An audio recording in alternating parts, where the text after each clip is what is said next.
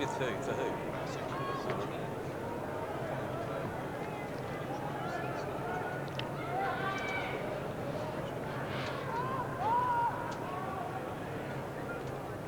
No siren.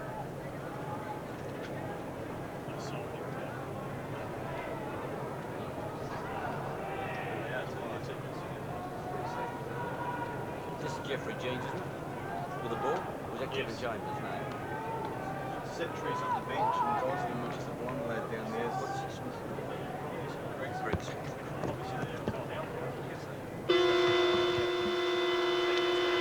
Umpire Jeffrey Jeans gets the game between the Dogs and Port Adelaide underway here at Football Park. More like cricket conditions than football, but turf in magnificent condition. In goes Setry, not looking for the football. It comes out, smothered off the boot of Abernethy. A chance now for Port to go in through the agency of Gaffney, half-forward line, but it's not well directed, and they'll come out now through Coffey. Coffey puts it out wide. Hutton is there. The ball close to the boundary line and, in fact, is over the line. And as Ian mentioned, conditions perfect here at Football Park. In fact, we're approaching the 30-degree mark at the 32nd mark of this first term. Very important game for the Dogs. Front position, Lounder got it down nicely. Hutton got the kick away though. Aber punches the ball forward. He's been in very good form in 92. It goes back towards Northeast, who punches it back towards the boundary line. And in fact, the ball is over the line once more. Scott Stevenson chasing the ball towards the line. Smith of the Dogs won the toss, kicking to the right of your screen. Very little breeze, just marginally favouring that end, but I think the players would like more. Northeast thought he was a soccer player, got it only back as far as Stephen Swert. Coffey, the runner, ran him into a snooker. Well done, Rowan Smith.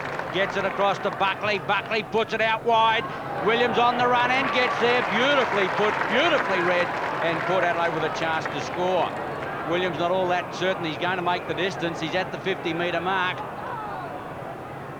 But he's going back now, thinking better of it. He probably saw Tyler give a lead initially and then decided he didn't want him. He's got under that kick slightly, won't make the distance. They gather in the square. Hughes at the back of the pack. Big Lounder back there, couldn't find the handle and knocked it across his own line for the first score of the game. It goes to Port Adelaide, and that's 2 minutes gone. Port Adelaide currently in third position on the premiership table, and the Bulldogs in fifth position. And this could be a pretty close game today. Port 1 point, the first score of the game. The Dogs go forward in their new outfits. First time I've seen them in the minor round for 92. A pretty smart uniform at that. Girdham gets it over towards Allen. Allen up there looking for Hanley. Hanley takes the mark, gets it back. The running player is Gunn, Gary Gunn. Ran himself into a little bit of trouble, but he's good enough to get out of it. The Dogs go forward again through Chaplin. The handball out wide. In turn over towards Hanley again. Not a favourable bounce. Fiachi is there. So too Burton's having a good 92 season. The handball comes out from Jenkinson. In turn to Smith. The captain puts it out wide and he's found Stevens. They had a lot of the football then. Gee, they must have had about 7 or 8 touches and got the ball 50 metres closer to the goal. Let's see if they can finish it off. Scott Stevens, he's kicked 5 goals for the Bulldogs. This is his 25th senior appearance. He's kicking from about 25 metres out, and it's a pretty ugly kick as he brings that back to the right. Kicked across his body, so scores are locked away at the 3-minute mark here. And as I was mentioning, Port Adelaide in third position, the Dogs in fifth position. The Magpies have played 3 and 1-2. Central have played 2 and 1-1. Hutton gets it out to Buckley in short now. The leader's on from Julian Burton, the Darren Smith clone. From centre field to put the Magpies into attack. He's asked to play on now. Well followed up Hutton. Gets it over to Geneva, or ran into trouble. Well done, Hutton. Gave it to Aber. He didn't really need it then. He was well collared. Big Lounders in the action. Tried to get it across to Hanley. Couldn't do so. An area there by Lynn. Brosnan gets it out wide. Hughes taps it cleverly. Williams gives it a ride. Going to be close. That is home. Stephen Williams beats the first goal for Port Adelaide. They're 1-1. Well, he's a pretty dangerous player, Stephen Williams. He's back into the side after a calf injury. He looks a ball of muscle and fitness. And the beauty of Stephen Williams is he's a very direct player. It was brilliantly done by Hughes to knock it down, and Williams lifted the eyebrows. He was 50 metres out and just punched that one through for the Magpies' first goal. At the centre bounce, Chalmers from the right, Lounder from the left. Port Adelaide by 6 points. Hard work. Hughes around the corner, but he only found the Dogs. They elected to play on. Big Lounder lets to go to the ball to Gunn. Gunn is clear. Geez, got some toe, this lad. Lost the football, got it back again. Hooks in towards the forward lines. Mandamaker comes to meet it. Couldn't get his hands to it. Delaney there with him. Mandamaker wind through. Needs running support out wide to Chapman. Chapman on his right leg. Shoots for goal, and it is home. Chapman boots his first and evens up the ball game. Well, it's 1 for 1 here at Football Park at the moment. Scores locked away, as Ian mentioned. First Williams putting one through. This time it was Chaplin. The ball was put in out wide. Rudy Mandamaker used his body well. The recovery was pretty good. He kept over the top, trapped the football, thought about one handball, then saw Chaplin. He was the best option, and Chaplin on the right boot banged it through, and he's pretty dangerous around goals. That's his 7th for the season. 2 goals in 2 minutes. The game is underway now. Lounder. Chalmers gets the tap away to Hughes, already in front of Coffey in that area over there, working hard for the ball at the bottom of the pack. There was, that was Gaffney. Port Adelaide into attack now. From Chalmers up towards the full forward pocket. Tyler there, the man that booted plenty last week, keeps it in play, or does he? Tried to work the pea and thimble trick on the umpire, but not to be. Cooperation between goal and boundary umpires. See the ball ruled out of play. Throw in right forward pocket. Hughes from behind. I think he won that tap, but it went straight down towards Coffey. Playing at centre half back. The Raiders at centre half forward. The ball is put forward by Lynn. It clean bowls everyone, including Hanley. Back there is Chalmers. Chalmers in turn gets the ball out towards Burton, who really launches into that one. It's a long kick. Underneath it is Tyler. Nearly took the chest mark. Appeals for the free kick. Searches for the football, but it's over the line. And once more we'll have it thrown in that right forward pocket. And Daisy, the breeze favouring the northern end, but not all that strong here at Football Park. I don't think it's going to have any bearing on the game at all, Kim. As I mentioned earlier, I think the Geneva round the corner. What's he done? That is it. The post, or is it home? Home. Well, while we're discussing the weather, Geneva puts his first goal on, and Port Adelaide second. They're 2-1 to 1-1. But Kim, as I was about to say, I don't think it's going to have any effect, and the players would like it just a little stronger. Yes, that was a marvellous snapshot, and that's what you expect of a rover, and Geneva is a good rover. He's a great club man. So the ball back at the centre. Port Adelaide 2-1 and Central 1-1. At the bounce. Port Adelaide by 6 points. Chalmers against Lounder. Chalmers stand and delivered it about 30 metres by the hand. Hutton wobbles one into attack, a loose ball. Getting back there on the outer side is Swert with the pace. Going to be joined by Allen. He'll get there first. Well done, Swert. Back to Chopper Hanley around the corner, up to centre wing on the outer side, where Rowe has come down from centre wing to take the easy mark. He's on the half-back flank at the moment. Edges the ball back towards centre wing. Chalmers is the only way up. Gee, this kid's got some poise. Oh, the kick's a shocker. They always let you down. Buckley through. Girdham slips it out wide. Well run Coffey. He's going to run into Brosnan. Gets the kick away finally. Up towards the half-forward line. Hanley there. 1-2 grabs. Can't complete it. Going through there was Gunn. Couldn't get it out, but here's a chance now for Port Adelaide to clear. Williams, centre field. Gets it out to Brosnan. The tackle's on too long. The umpire allowed the advantage to be played. Brosnan up towards the half-forward line. Thump clear by Abernethy. Rowe has more pace. Will get there first. Might not be able to control it as it goes to the line and out of play. Centre wing on the outer side. Port Adelaide by 6 points. At the 8-minute mark of this first term here at Football Park. Girdham will scout the front of the pack along with Rowan Smith. Danny Hughes will do the ruck work. Coffey will come from behind. He should have the superior leap. Went up too early though, and Hughes won the tap quite easily. It goes out to Buckley, who's been in sensational form. He's a dead set player of the future as he centres the ball nicely, but getting back there taking a good mark is Lounder. He was pretty keen to play on, and he eventually does after the third attempt. Lynn puts out a pass, and it's intercepted by Port Adelaide. That was a terrible kick. And that one wasn't that flash either, and it goes back to Lounder doing good work in defence, but the handball was poor and the ball is over the boundary line. Only about 15 metres around. Port Adelaide kicking to the lake end. Lounder. Hughes takes it, but Lounder's the taller of the two. Gets it back here, a chance for them to clear. Through Hereda. Back towards the half-back line. Hanley's up there. Might get a free kick for a push in the back. That's the way the umpire rules. Umpire Kevin Chambers and Jeff Jeans in charge this afternoon. Nice looking left foot kick up towards the half forward line. It's 2-on-1 back there. Chalmers once again comes out with the football. It's a better kick, not much better. Rowan Smith leads in the race. Back there is Gaffney. Northeast left it back. Handley on the left leg at centre wing. Puts out the long one. All Port Adelaide back there, and it's Burton who takes the easy mark. Another player enjoying a fine 92. Eventually gets it over to Rosonico. Williams kicks it off the ground accidentally. Riz is back in the action. So too is Burton. He picks it up, loses his footing. He's still in there over the football. Williams gets it out. It goes to Rosonico. He in turn puts it out towards Fiachi. Thought about the handball. This time decides to launch into the kick.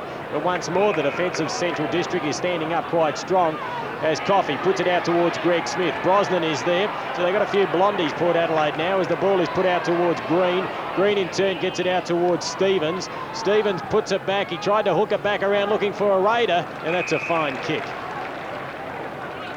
Nicely set up by David Green, who put the ball over to Stevens. And I'm not sure how this lad will go. I see he played at centre half forward last week. There's the short pass. It's not a bad looking kick, and the mark's been taken by Jenkinson. He strikes me, Hereda, as a dead set backman, but he's up there, he works hard, and I suppose his job to keep the ball in the forward line and feed out as many as he can. He's only a youngster. He'll be learning the position. In fact, he's still learning the game. But he is a promising type. Let's see what Jenkinson can do. The pass was good from Hereda. This is his 20th league game. Chance to kick his 14th goal in league football, and there's no problems there. So once more, the scores are locked away here at Football Park. You're right about him being young, Kim. He's only 20. He seems to have been around a bit longer than that. I'm with you. I thought maybe he was more of a defender than a half-forward player, but he's doing the job okay at the moment. And the first goal, of course, has gone to Dean Jenkinson, former Hamilton boy, and he's tied up the ball game once more. 2-1 both teams, and we've played 11 minutes of the first quarter. Port Adelaide 2-1, Central 2-1. Umpires Kevin Chambers and Jeff Jeans, and it's Jeff Jeans with the football. Lounder opposed to Chalmers. Lounder's won the tap. Going through was Gaffney. He couldn't take it. Rowe can. He goes back towards Schwert, who was named in the Crows 23. I'm sure he'll get his chance as the year progresses. The ball is punched back, but it goes straight to Greg Smith. What a star this man's been over a long period. He's inside 50 now. He's very composed. He lines up the goals. He's a class act, Greg Smith, and that's a beautiful goal. Well, I think he's vying for the oldest man in South Australian Football League with Mick Redden, and I think he might be just a smidgen in front of Mick Redden. But as Kim said, they've both got oozes for plenty of class on that occasion. Smith never seemed to be under pressure at all as he wandered through the Port Adelaide back line. No pressure put on him, and he kicked an easy goal. And once again, the Dogs hit the front. They lead by 6 points.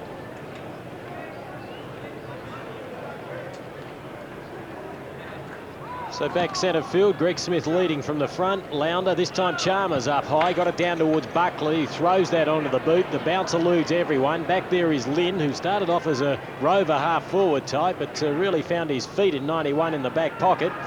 He in turn puts the ball out, and it goes out towards Buckley, who just keeps it in play. Clever work, Gaffney there. He was caught, and the ball goes over the line, and he's been caught holding the ball. So perhaps a little bit quick, a little unlucky as Gaffney. As Chaplin takes it. Oh, test of courage here. Well done by Girdham. Gee, you wouldn't like to be under that one, Ian, with Greg Phillips coming right at you. Man Mountain. The ball is put up high. Chalmers underneath. It's punched away, though. Now an opportunity as the ball is put out by Damien Arnold. The Dogs go forward through Rowe. Back there is Fiachi. Used his body beautifully. Hutton wants it out wide. That's the direction the ball goes. He's having a good battle with Stevens. And the boundary line wins out. At the 13.5-minute mark, Central 3-1, Port 2-1. And if there is a breeze here at Football Park, it's definitely favouring the northern end, but it's not that strong. I can tell you, it's not up the back of the stand where we are. Pretty warm, I can tell you. Handley gets round on that left leg, pushes out the pass. Well done, Girdham. He lost it in the end. Gives it back to Schwert. Schwert goes round the corner. Rowe needs a bounce. Chaplin through, 30 metres out, blasts away, gets his second. Oh, that was beautifully set up. And the Dogs have got 4 on the board.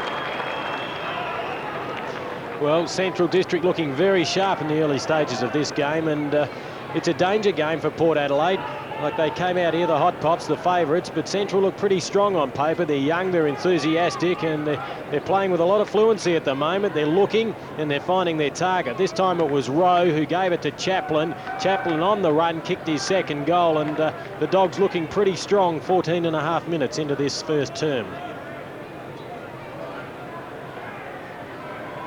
Chalmers once again gets the benefit of the bout. Thumps the ball further than most people can. Kicks it up towards the half-forward line. Coming to meet it is Lynn.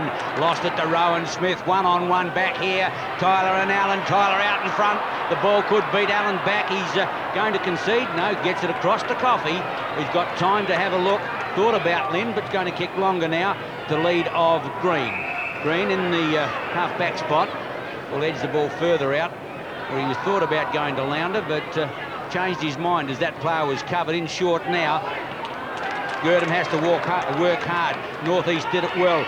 Green's going to get a chance to have his second touch, but this time it's not effective. It's out of play, and Port Adelaide in attack on their half-forward left flank. Mark Tyler kicked 9 goals last week for the Magpies. Finding it fairly tough in the early stages against Allen. He's a tight checker. He's a big man. As Stevens gets another kick, but it goes straight back to Chalmers. Just growing with every game.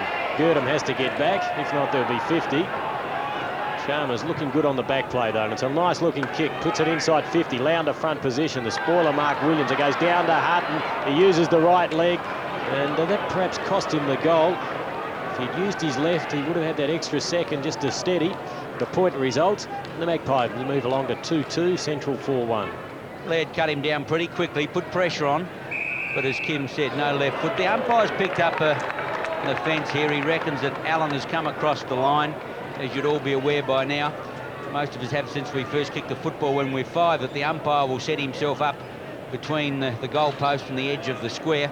And if the player goes over that, he reckons that he's kicked out outside the 10-metre area. It is really a mistake that should never happen, because there's no need to get right on the edge of that line for the sake of an extra inch or two. Couldn't agree more. They got a chance to run it out. Now Green on the half-back line. Awkward kick, not a good one. Buckley, Hutton, 50 metres out. He'll give this one a ride. Not a bad-looking kick. I think he just hooked it. Just a smidgen offline to the left. 1 point only, and Port Adelaide is starting to bombard the goals, but not coming up with much result for it. Yes, very good player, David Hutton. Honest as the day is long as the ball is put out wide towards Coffey. Coffey on the run, takes the mark, draws the player. It goes over the top to Arnold. He's in trouble, but he back turns out of it quite nicely. Eventually gets the kick away. Phillips will be the first man there. The ball sits, but he couldn't control it. In there was Burton. It now goes out to Gaffney. He kicks around his body. Awkward bounce for Hughes. It's punched away by Coffey. Goes up very high. Underneath it is Jenkinson. He couldn't control it. Out there too is Arnold. Ginniver and Chalmers stand back and wait, and eventually the umpire will bounce. The umpires today are Kevin Chambers and Jeff Jeans, and the ball's been taken by Chalmers again. Geez, an improving type. Williams underneath it. That's 4 kicks already to Chalmers. The back of the pack is Lynn. He's finding a bit of the football as well. He kicks across the face of goal out towards Green. He leads in the chase. Picks it up as one player to beat. Did it quite well. Got around Brosnan nicely. Bought a little bit of time, and that enabled him to find Stevens with the pass. A good battle, Hutton and Stevens, both finding a lot of the football. The ball put up to centre half forward, and he's picked out Abernathy. He takes an easy mark. First kick for Abbott.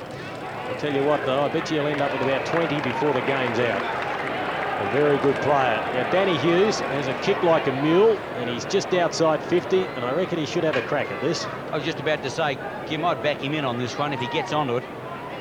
I don't think the distance will be a problem. It's a drop punt kick, just fading away, and he made the distance easily, but inaccuracy, and that's 3 opportunities Port Adelaide now, and they've gone begging. They move along to 2 goals for Central 4-1. Setri on, Brosnan off. Nearly 19 minutes gone of the first quarter. The Dogs by 9 points. Gets it out wide to the big fellow in Arnold. Gee, he's a big, tall drink of water, this lad. Not a lot of him, but he's pretty mobile. The kick going up towards Stevens. The umpires paid that on the half volley. Scott Stevens, check side of the centre line, kick number 5. Sometimes an awkward-looking kick seems to drop the ball in an irregular fashion. Oh, well done, a raider out position. Greg Phillips, that's not easy to do. Can't score from there. Or Rowe makes the play down the outer side. He's given Handley given Gaffney the slip, stands to deliver, caught on the left leg, which is the natural one. Not a bad looking kick, but he's offline. Point only. Centrals now move on to 4-2. Port Adelaide is 2-4. Yeah, looking very dangerous when they go forward, Central District. They're finding spaces. And Harada just with the wood on Phillips at the moment, but it's early days. Buckley, huge lead. He can take a grab, this lad. He's very good. He's got a big future playing in the middle. Buckley gets a lot of distance with the kick, using his body well, his Coffin. Now, I think he nearly stole that one. Play on's the call, though. And he gets a free kick, much to the dismay of this pro Port Adelaide crowd. And Setri was streaming towards an open goal. Well, not an open goal, but towards goal. But it's Coffey with the football. He gives it to Schwert. He puts it up high. Harada tries to take the grab. Couldn't do so. That is clever by Gaffney, and that's just as good again. Now he's in trouble, but he gets out of it to Burton. He looks all right, Gaffney. And now Burton puts it over towards Geneva. Tyler underneath the football.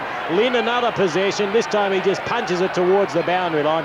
And that's as good as a handball in my book. Just going back to Coffey for a while.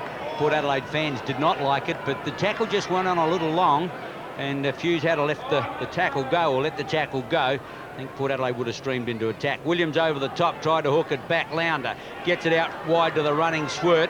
Swert looks to pass off short. Oh, too far for his teammate there in gun. And saying thank you is Burton. Aber got the kick away very quickly, otherwise he could have made the distance. Williams over the top, looking for it back there is Allen. Finally it is Laird who gets it out. The running player out there is Green, and he'll put it out wide to Smith. Smith needs a sit. Buckley closing on him, but he's quite happy to see the ball go across the line, and I suppose at 36 years of age you play the percentages. Exactly right, Daisy, and I'd say about 15 years ago that Greg Smith would have attempted to keep that in play and take his chances against the man coming from behind. But when you're 36 years of age, it's not easy to twist and turn like in the early days of his career. The ball out towards Gaffney. Gee, was met solidly then and thrown over the boundary line. That was a good tackle out there. That looked like it was Green or Gunn. Not sure if it was 16 or 18 out there. But it was an aggressive tackle. I'm sure Alan Stewart would be happy with that. He's got a young side. They've placed a lot of emphasis on strength during the summer periods as Geneva gets it out towards Stephen Williams. He kicked the first goal of the game. Could this be his second? Puts it up high. With that one just going across the face of goal. So the Magpies move along to 2-5, Central 4-2. We've got a pretty good game of football here at Football Park. Actually, if it was about 5 degrees cooler, about 28 degrees earlier, it would be the absolute perfect day for footy with a magnificent turf. Once again, Doug Butterfield has put Football Park out in splendid condition. Well done, Stevens. Gee, he's getting a few kicks on that centre wing spot. Comes back on the natural left leg, goes in short. Centre field, Girdham changes tack a little bit, caught on the left leg. Who's he going to look for? The running player out there. He did it well. Finally coming through, it is Green. Green brilliantly run down there by Rowan Smith. Abernethy, cool under pressure. Drops it back towards centre. Getting underneath it is is Damien Arnold. And he swings it out wide. Lynn up out of the back pocket. Oh, too far for Gurdon. Getting it out now is Hamley. Brilliantly done. Chaplin, can he boot his third? Through half forward line. Oh, the kick's not a good one. Delaney, well done. And he takes the ball about 2 metres out from his goal. And the umpire has given 50 metres. Did you see it, Kim? I didn't see it. Yeah, well, Rudy, he's saying a few words about it, but I think it was there. He interfered with Delaney. Delaney had taken the mark, and that's what the rule's there for. And Mandamaker was just trying to buy a little bit of time for his side, and he paid the penalty. But they may get out of it as the ball goes from Girdham out to Smith. The long locks are flowing. He has to handball to no one in particular. He ran himself in a bit of strife, and Phillips picks up a possession, feeds it off to Fiacci. Geez, a reliable bloke to have around, George Fiacci, always mopping up. The ball hits the ground, taken nicely by Williams. That's a beautiful pass out towards Hutton. Let's see how he goes. Third time lucky, but not so lucky, and that's his third point. He's missing all the time to the left, just pulling them fractionally. But, gee, Hutton and Stevens having a ding-dong go at centre wing. Allen comes in off short as he sets Word up. Gee, had to show a bit of courage there. He would have had his head knocked off.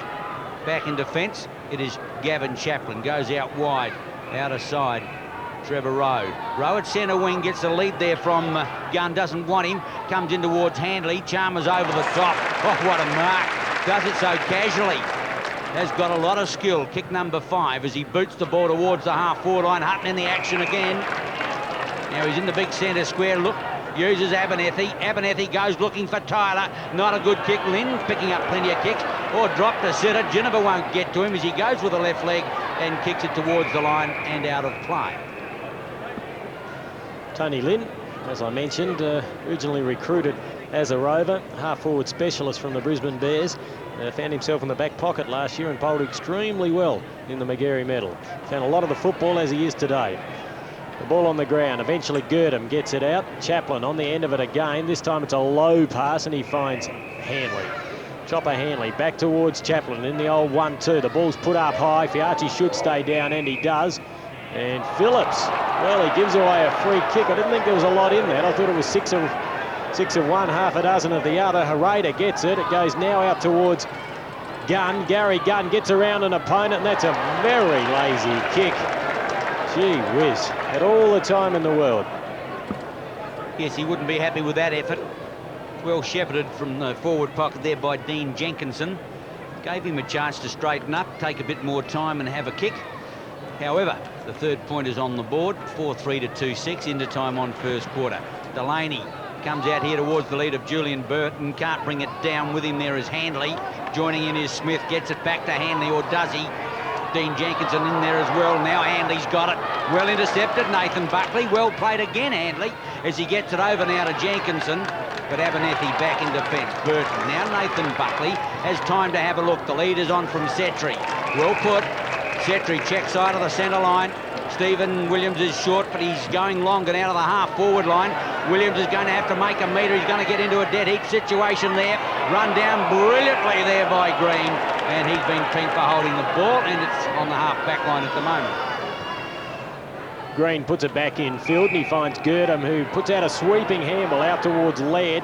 Laird lifts the eye. It's a long kick out wide. He's looking for Mandamaker or Hereda. Rudy's at the back there. He controls the football nicely, puts it back towards Lounder. He moves well for a big man, but he was too slow, and Phillips throws him to the ground. Well, a big man would have enjoyed that. Lounder thought he was clear, but Phillips, I reckon he's picked up a yard on last year. Wasn't in the best of condition last year, Greg Phillips, and he's worked a lot harder over the summer months. The ball goes back in from Buckley towards Abernethy. That's Buckley now, so before it was Rizonico. Buckley now puts it out looking for Tyler, who takes a good diving mark. We're into time on here at Football Park. Port 2-6, Central 4-3, and Mark Tyler with an opportunity to post his first goal for the match. This will be his first possession, in fact, for the day. And he would dearly love to kick this. 9 last week. Every kick so important when you're a full forward. You may only get 5 or 6. And he has made the most of that one. That's a beauty. Well, that's Port Adelaide's first goal since the 10-minute mark. In fact, it's the first goal since the 14-minute mark. So we've had a barren 13 minutes. But it was a game of defences before that, and poor kicking from the Port Adelaide wingman, in particular Hutton, who was having some chances going through the half-forward line but couldn't convert. Tyler made the most to make a metre to get there, and it was a fine kick from about 40 out, and Port has got 3 goals 6. The Dogs are 4-3. Back in the centre, Abernethy in the square. Doing the ruck work was Arnold. Tried to lay it back towards Jenkinson. Did it well. The handball wasn't that flash, but Coffey's good enough to pick it up cleanly and feed it off towards Lynn, who's picked up a ton of possessions in this first term. And his pass was very good to find Handley. Handley drives it in long. Hereda's got the sit, but he gets underneath it, and Phillips reads it the better. Takes a fine mark. The handball's a sweeping one. Out to Delaney, who held back on that kick to find Ginniver. He goes to Fiachi, put him under a little bit of heat, but he was good enough, George, as he puts it back towards centre half forward. Williams has to sit there. The spoil is good from Green. Went through the legs of Chaplin. Now goes back towards Coffey, who spears it out towards Hereda, who takes an easy chest mark. Now Rudy wants it one-on-one. Phillips is back there. He gets a hand to the football. He did well to knock that down towards Delaney. And the Magpies have a little bit of time here, but the pass is a poor one to find Stevens as we approach the 29-minute mark. Goes back in field. Girdham thought about playing on. Now has been asked to by the umpire. Kicks in long. Up towards the half-forward line. Mandamaker gets up. Can't bring it down. Chaplin through. Lost it. Lounder's in there. Phillips at the bottom of the pack, but the umpire will come and ball it up inside the 50-metre mark for the Dogs. 4-3 to 3-6, close to quarter time at Footy Park. And it's been an entertaining game. The Dogs by 3 points. Umpire Chambers puts the ball down. Piarci, Mandermaker, northeast through, can't get it out. Hereda through, Geneva in there. Finally, it's Piarci, puts it back. Smith over the top, through Lynn, coming up, getting kicks from everywhere. Steadies now, puts it on its way, getting back on it is Delaney, and metres out from goal. Takes the defensive mark as the siren sounds to end the first quarter. It's the Dogs by 3 points. Yes, at quarter time, Port Adelaide 3-6-24, trailing Central 4 goals 3-27. You're watching Nine's Wide World of Sports. South Adelaide 3 goals 9, leads third on 2 points.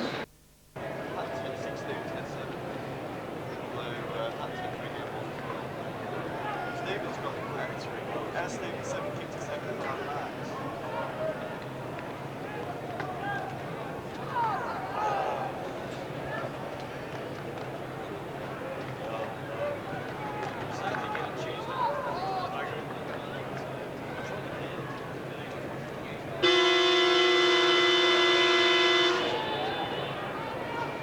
Start of the second term here at Football Park. The Magpies taking on the Bulldogs, and it's the Bulldogs leading by 3 points as Chalmers maybe just won that one down towards Williams. That was Mark Williams who gets the kick away. Stevens ran into a teammate, which was a dead end. And there is Green. It's picked up by Setri. Handball out towards Hutton. He's kicked 3 points in the first term. This one doesn't make the distance as Allen pushes the ball over the boundary line. Has his left shoulder rather heavily strapped there, Keith Allen. Somewhat of a journeyman in football. He's been around for a while and with a few clubs. Yeah, just pursuing that a little bit, Kim. I thought this guy was going to be a champion footballer when he was 2 or 3 years younger, and he just really hasn't kicked on as much as I thought. No, and I think he went back and had another crack at the Fitzroy Football Club and didn't make it, then came back to the Dogs. As I said, he just goes about his business, and he's a pretty reliable defender nowadays. Greg Smith doing the right thing for a younger teammate, picks the ball up and hands it back towards Gary Gunn. Gunn's kicked 1 point. That was in the first term. He puts this one inside 52 against 1. Hereda didn't have much chance then, opposed to Chalmers and Phillips. Geneva picks it up, doing well in the back play, and puts it out towards Hutton, having a classic battle with Stevens out on the outer wing. There's been an infringement there, and well, it must have been an illegal shepherd. It's the only reason I could think the ball will go. Oh no, hang on, it's going back towards Hutton again. I can't work that one out at all. Nevertheless, he puts the ball out towards Williams. Williams around his body. Setri underneath it, looking for the free kick. He soccers off the ground. Back there is Big Lounder, and he'll clear for the Dogs. Lounder from the back pocket, short in towards the half-back line. Girdham to Lenore, took his eyes off it, lost it, and the ball is out of play. About the first mistake he's made this afternoon. Been in superb form in that back pocket. Already had 7 kicks and 2 handballs. Throw in on the half-forward left flank. Hughes in front. Lounder can't get there. Hughes used his body well. Comes across now towards Rowe. Has to wait for it to bounce. Lost it. Oh, Stephen Williams jams it onto his left leg and has missed. Well, I would have thought that he would have got it from there. Usually pretty accurate. And just the wrong side of the aluminium. And Jack Cale can't believe it. Jack straight onto the phone. Keith Allen with the football. Williams now. Stephen Williams has kicked 1 goal 2. The pass is short. It goes into Stephen Schwert. He's a very good player. Another possession for Lynn. These Port Adelaide Rovers will have to tighten up while resting as the ball is put out towards Chopper Hanley. Very close to the boundary line. Recruited from the Hawthorn Football Club. Been a useful contributor to the Central District side as the ball clears the pack and it goes back to Fiarci. So both back pocket players for both sides playing quite well. It's a short pass and it's out towards northeast. Fairly quiet in the first term. He drops one to centre field and finds Abernathy. Now Abba copped the cork in the dying seconds of that first term as he puts it out with kick number 5 to Roger Delaney, a long way down from that full-back position. It's not a bad pass and it finds Tyler. Brilliantly done there. Superb backup play by Delaney out wide. Mandermaker gave chase. Never looked like catching him, and gee, what a kick to position. One gets the feeling this Port Adelaide crowd are getting right behind Mark Tyler, trying to help his confidence, hoping he'll be the answer to their full forward woes. He starts it to the right. It doesn't come back. That gives him a personal tally of 1-1. So Port Adelaide move along to 3-8, 26 points, just edging closer. The Dogs leading 4-3, 27. Lynn takes the kick in. Didn't make the same mistake that his predecessor did by coming over the line. Lounder will go into Rowe. Rowe clear on the half-back line. The Dogs run the ball from centre half-back. Long up towards the half-forward line. Mandamaker comes up over the top, thumps it into the open, but gee, the forward lines of the Dogs are out of position. No one's running to meet the ball. As Delaney gets it out to Hutton, he's got no one to kick it too long. Goes in short and finds Hughes. Back now to Mark Williams in the big centre square, puts it up for grabs. Tyler at the back, and he comes down with a fine mark. Well, they're starting to give him a chance now, Kim. They're putting it out in front on his leads. Yeah, well, that's the secret to the success of any forward. He's always a better chance if you get the ball in quickly, and that's what they've done on 2 occasions. And I reckon he'll drop this one through. He has 1-1, and I fancy him to kick this one. Tyler from 35 metres, kick number 3 underway. Each kick has scored, and that's his second goal. 2-1 from 3 kicks. Yes, he's not a bad kick mark, Tyler, and as I mentioned, you've got to bring the ball in quickly, and that applies to both sides. And on those 2 occasions, that's exactly what happened. This time it was Mark Williams. He had a good look. He measured the kick, and Tyler came out and just took it beautifully. Leapt towards the football. Just a slight fumble there, but it was never in danger of dropping that. And from about 35 to 40 metres out, he posted his second goal, and he's put his side back in front. They got a lead of 5 points. I think Buckley and Abernethy are probably changing on the half-forward line, giving him a run on the ball. Gee, he's a talented player. Boots him into attack again. Tyler out in front again. Well, Allen couldn't get a run at him that time. Lost his footing momentarily, and that was just enough. Tyler made the break. Buckley put it out in front of him once more, and the Port Adelaide full forward has got a chance to kick 2 in a minute. Tyler from 20 metres out. Similar angle, just marginally closer to the southern end. Goal number 3 for the Port Adelaide full forward. And we've only had just over 5.5 minutes of this second term, and Tyler's already taken 3 marks in this term, and he's just posted his second goal for the quarter, so that gives him a personal tally of 3 now. 3-goal-1. And for the sake of repeating myself, what a difference it makes when you can bring the ball in quickly. There you see Keith Allen just being caught out of position. Tyler the front position. There was nothing Allen could do, and he kicked an easy goal from about 30 metres out. Just wonder how long he'll be left there. They've got the answer of maybe swap him around with Coffey, but at the moment he's Allen has got a few problems, but it's the way the ball's being delivered. Lounder gets the tap away, Girdham there. The umpire's seen a free kick going to Lounder from the centre square. Could have been against Mark Williams, who's not all that happy about it. The kick goes long up towards Handley. He can't find it. He's in there again, or was it Arata coming out with it now northeast? Julian Burton is clear. The 19-year-old from half-back flank runs it over to Buckley, having a field day again. Centre wing looks for the lead. Oh, it's all Dogs up there. Got to hook it back. Setri looks for a running player. Rowan Smith. Mark Williams looks for someone else to pass off to. Not a lot there. Tyler over the top. Gets it out in front. Needs support. Look for Setri. Can't find it. Swert goes down. Gets it across to Stevens. Lynn in the action, and the Dogs will get out of this one. Yes, and they need a goal, Daisy. They've just got to steady the ship a little bit. The Pies, well, they're getting a bit of run. They look confident at the moment as the ball goes back towards Gunn. Gunn uses his pace off. Brilliant effort by Burton. Sensational tackle, but Gunn managed to get the handball out towards Schwert, who spears out a pass and it finds Vandermaker. First kick for the game for Big Rudy. He's had 4 handballs. He's got a chance to go short to Handley, and he should have used that player. And Handley's a little bit frustrated. I think he's sort of definitely gone short. He better kick at the big chap now. The distance won't be a problem. Starts it to the right. It's not a bad looking kick, and it's just gone across the face of goal. But at the moment, Ian, the problem really is in the middle. They've got to get the ball out of the square, and that'll take a lot of the heat off of poor old Keith Allen. Couldn't agree more. One thing I noticed, and I mentioned in the call, Kim, that simply that the Dog forwards weren't coming up to meet the ball, and every time the ball came into the forward division, the Port Adelaide defence were running it out.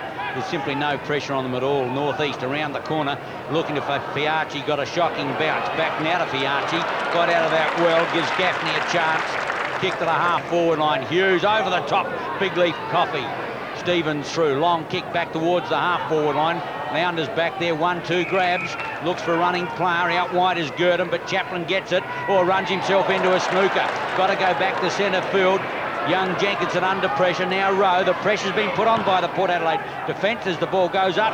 Too far there for Big Arnold. Handley, Grubbers one around the corner, but that's not going to get a score as it goes out of bounds in the full forward left pocket with the Dogs in attack. As we approach the 9-minute mark, it's Port Adelaide 5-8, Central 4-4, and there's Alan Stewart. And yes, coaching can be a lonely job. An incredible record as a junior coach, Alan Stewart. And he's held in very high regard out Elizabeth Way. But the Bulldogs still have a lot of work to do with their force in South Australian football. And no better time than to start today. And gee, they need some goals quickly. Only trail by 10 points, but Port Adelaide looking very sharp as Jeffrey Jeans is about to bounce the football, and he's officiating with Kevin Chambers this afternoon here at Football Park as Chalmers wins another tap. Went straight down the throat of Geneva, couldn't control it. In there at the bottom of the pack is either Girdham or Stevens.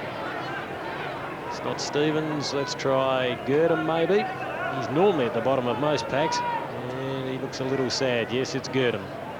Copped a nasty one. Very committed footballer, along with Stephen Schwert. Both possess enormous courage. As the ball is put out towards Burton, back towards Abbott. Seems to have shrugged off that corky he received late in the first term. There's a big leap by Coffey, couldn't take it. Hughes met head first, play on the call, perhaps could have got a free kick. Smith in there, just really not happening for Greg Smith at the moment. He did a beautiful passage of play in the first term, but he's been a bit quiet so far. Buckley gets a kick away, and the ball goes out towards Tony Lynn. Lynn finding an enormous amount of the football as he kicks it out wide with kick number 10, and it's a race for pace. On the outer side, Stevens has got it. Hutton as well, one-on-one, man-to-man. They go towards the line. Oh, what a titanic struggle. In comes Green to help. Ball tunnel, ball back there. Phillips with a chance. Taps it out, well done to Setri. Setri run down, get Buckley it was, but got the kick away as Lynn once again gets another touch. Girdham's going to have to look for that courage. Did it well, through the half-forward line, long kick, going into the lead. Amanda Maker, he's got it on the lead, about 45 metres out. Well, I like it the way the Dog supporters go Rudy as he leads to the football. Well, it was going to be a long kick, finished up short, but Mandamaker was out of the blocks and he was really flying when he took the football, and he's about 45, 50 metres out when he kicks for goal. He'll make the distance okay. We'll let you know about the accuracy in about 3 seconds' time as he boots nicely off the side of his boot. 1 point only, that's his second, and the Dogs move on to 4-5. Port is 5-8. One of the real characters of football in South Australia for a number of years. His left knee just bleeding a little bit there as Rudy goes through the motions of that last kick. Wasn't happy with the result, nor he should be. He's kicked 2 points. Northeast with the football, puts it up high. Gaffney will have to stand his ground. Whoa! He stood his ground, all right. He copped one high. Play on advantage. Gaffney's got up looking for the football. He didn't hear the umpire say play on, but he's done his job. He stood his ground, and his side might score from it. Fiacci drifting down. Let's find the rover who's responsible. Little Eddie Hocking onto the ground. Started on the interchange bench, and I think that may be a disciplinary move after a little incident after last week's game out at the parade as the ball hits the post and goes through for a point. Yes, Eddie had a little bit of trouble putting the phone back on the hook in the bunker at the parade. Could understand that too. Girdham well clear. Good kick by Allen. Finds that player unerringly on the half-back line. Floats it into Swert, who makes that metre to get to it on the left leg. Goes towards the half-forward line. A raider up there, can't bring it down. Going through strongly now is Gunn. Gets it out to young Jenkinson, or runs his teammate Hocking in the van, ran him into trouble as the ball goes off the foot of Chalmers. Out to the outer side. Hutton leads in the race. He's got 2 Dog players coming down on top of him. Stevens arrives there late. The kick is underway. Up towards the half-back line. Green keeps it in front of him. Did it well. Chaplin now, half-forward line. Sets it up through the half-forward line. Stevens again. Goes for home with a long one. Mandamaker in the square.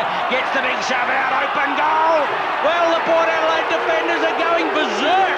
The greatest shove of all time, and Rudy says thank you and boots his first. Delaney cannot believe it. Oh, that's amazing, and Delaney's had a word to the umpire. I'd like to see this again. Firstly was the push in the side, I think it was. So the next question, how far away was the football?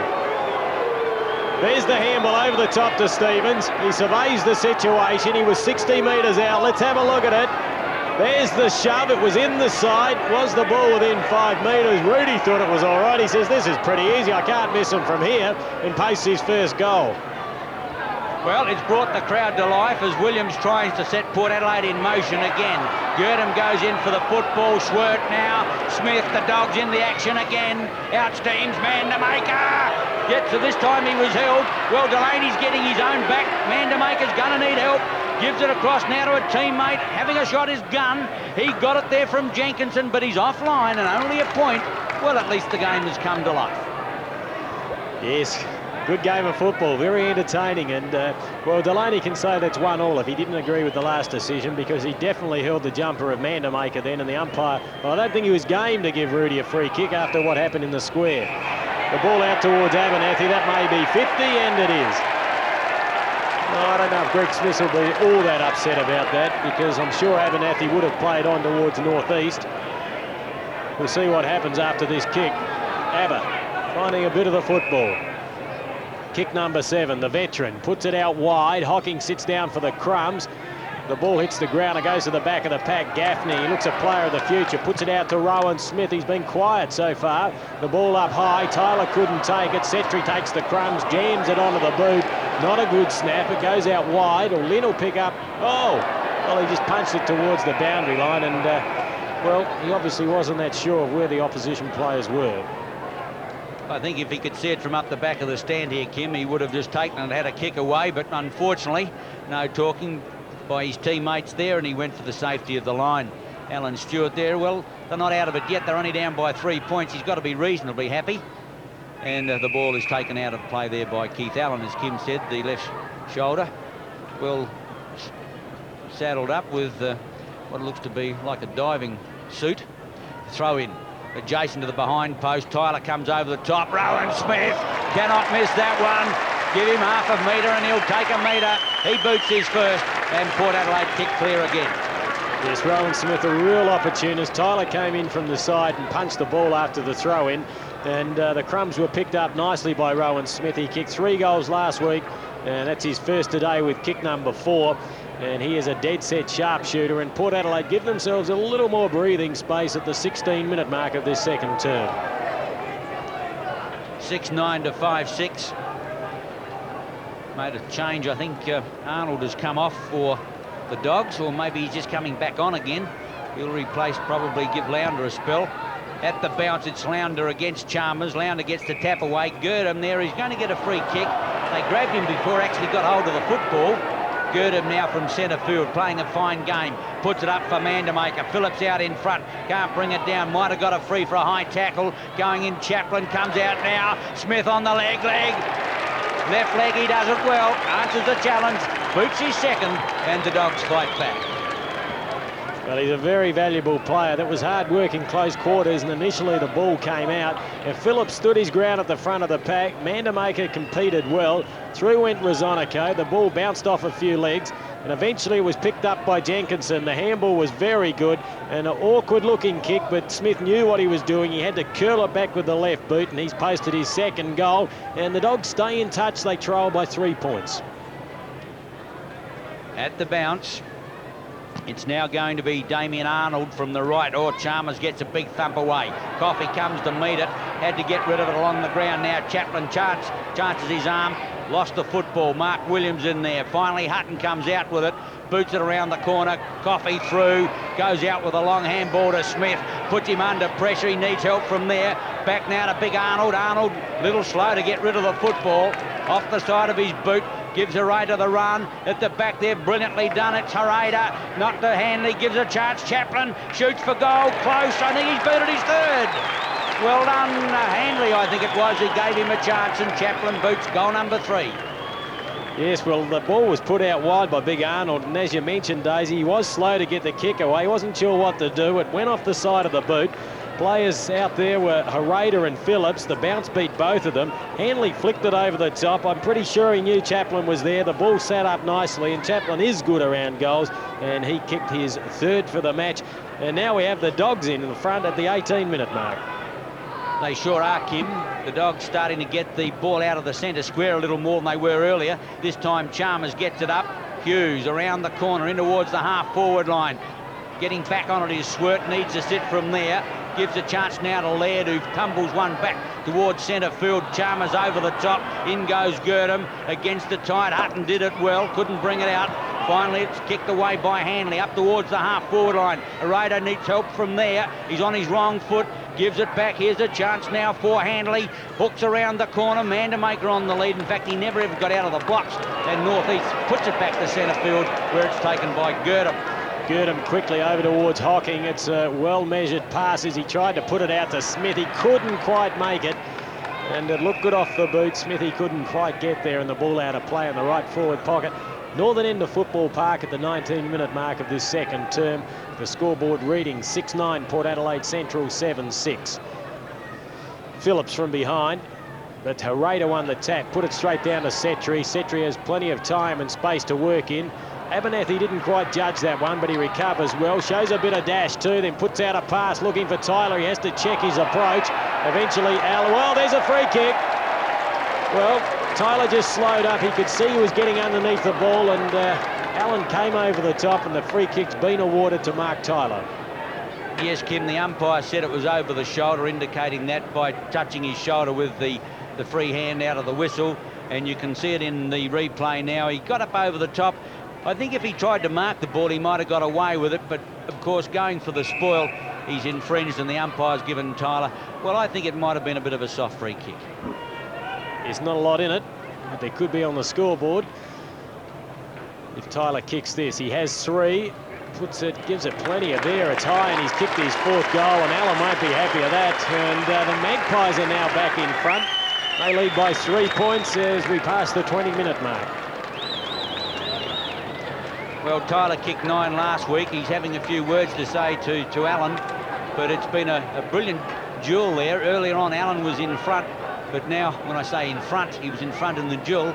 But now Tyler is leading upfield. His teammates further afield are giving him a chance. And see, if he had flown for the mark and taken the mark, it would have been okay.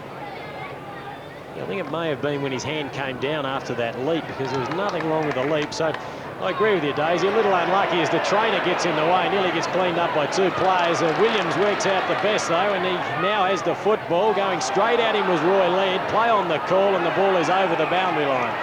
And the 2 trainers, I should say, in the wrong place at the right time, or in the right place at the wrong time, whichever way you'd like to look at it.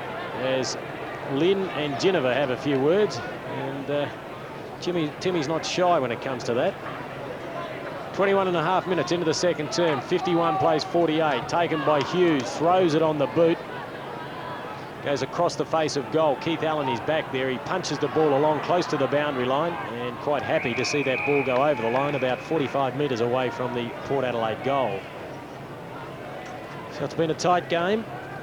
The Bulldogs led by 3 points at quarter time.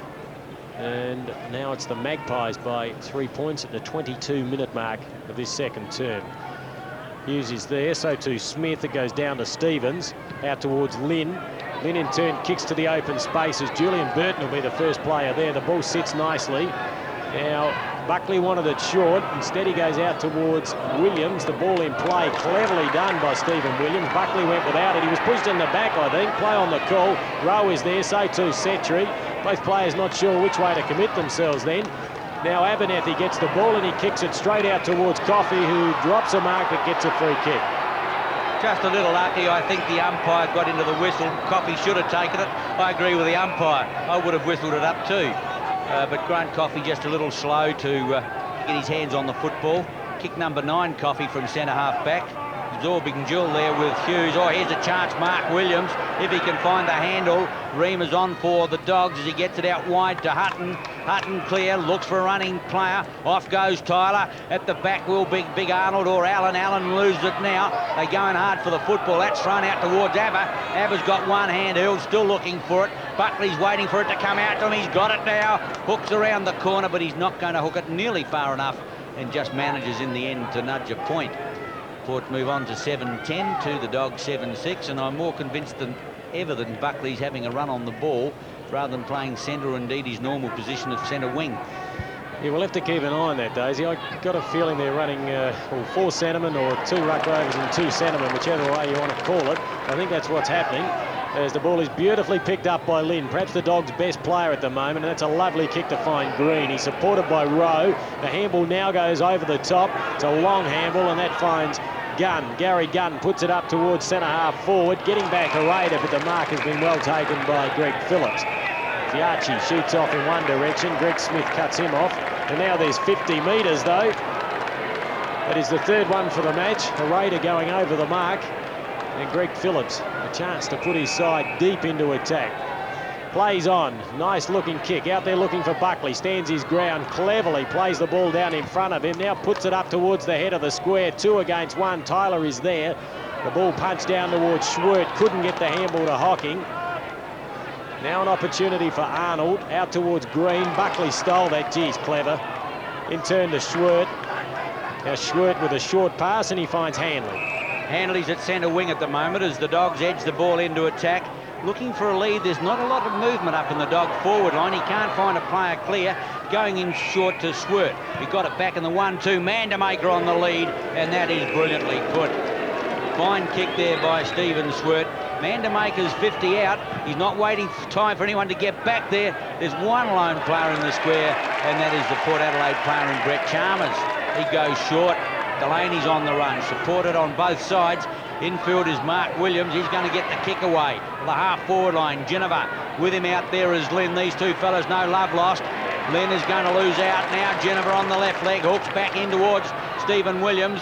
Grabs it well, looking for a running player back and forth. Lost it. Got to go hard for it again. Hutton through. Gets to the 50-metre mark. Chips it out, but the kick is a shocker. And Green can't believe his luck. Takes the mark to Alan Short, now Schwert, and the Dogs run it out of defence through the young fella. And that young fella is Eddie Hocking. He's going round in circles, just finding a bit of space, looking for an option down the ground, but they're just picking out Chalmers, and I must give him credit. He's reading the play exceptionally well. Out wide is Rosonico. The ball goes to that player. And Chalmers has taken 5 marks and had 8 kicks for the game as Rizza puts the ball out, looking for Hutton.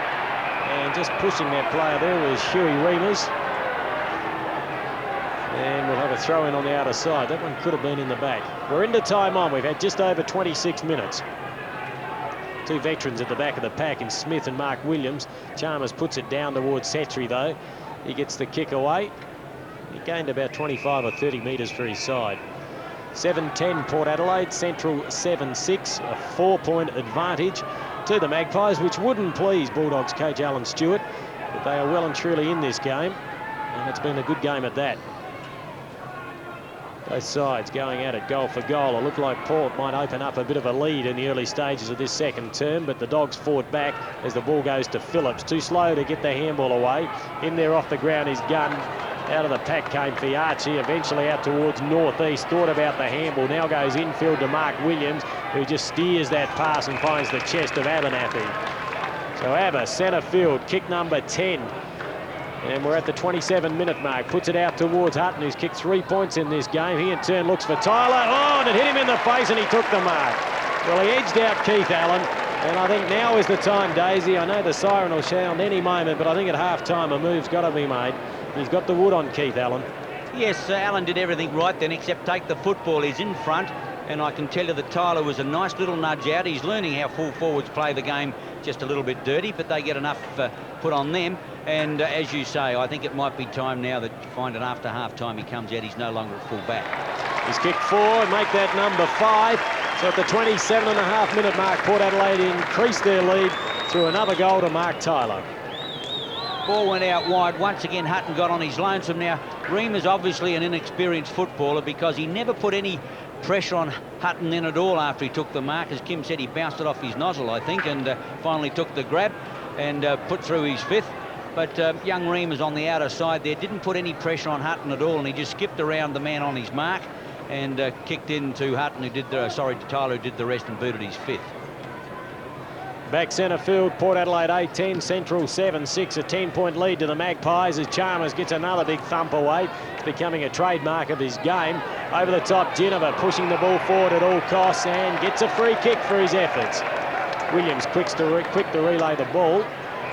And they want to keep it open. Tyler's running pretty hot. The ball goes in that direction. Not a bad looking kick. He gets front possession and, whoa, nearly took it.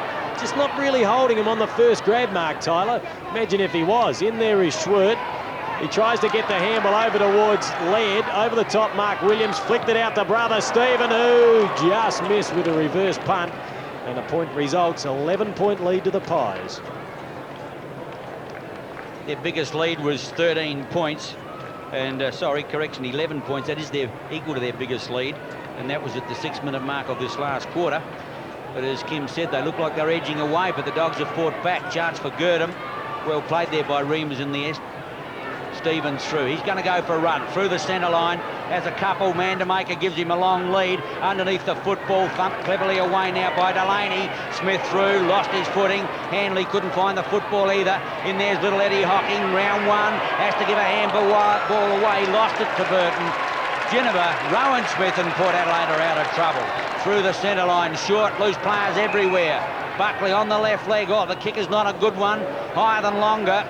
Big leap coming there by Laird, who thumps it out into the open spaces.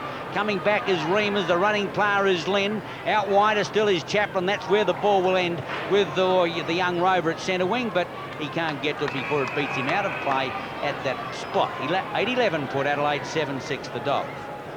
Yeah, and I think both sides have missed their chance to score again in this second term. We've had 30 minutes.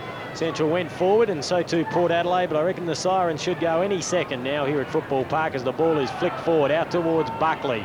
Buckley with a sweeping handball. Maybe Port Adelaide will get one more opportunity as Setri throws it on the boot. He got it in there quickly. Tyler comes. He was the meat and the sandwich. The ball goes down towards Williams. The goal face is unprotected, but it goes across the goals. And getting underneath it is Lynn, who takes an eternity to pick up the football. Changes his mind again and eventually gives it to Coffey. Coffey has a number of loose players. One of them is Stevens. Stevens can go over the top, but instead he goes to the side to find rowers. The siren sounds to end the second half here at Football Park with the scoreboard reading Port Adelaide 8 goals 11-59, leading Central 7-6-48. You're watching SANFL football on Channel 9.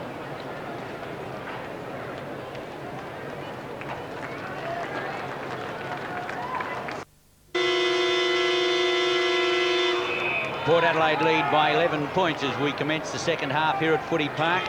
The Dogs had a 3-point lead at quarter time, but Port came back well. Hanley, good first half, gets a kick away of sorts. Lounder sends the Dogs into attack, a wobbly old kick. Well taken there by Rosonico. Hands off now to Fiachi. Out wide is Julian Burton. The boy can't quite get it, but comes back to recover well. On the left leg, goes in towards the half-forward line. Up there is Hughes. Hughes kicks higher than longer, but gee, it's covering some ground now. Williams has to stand his ground. Setri through, off the fingers, up towards Allen. Stephen Williams back in again.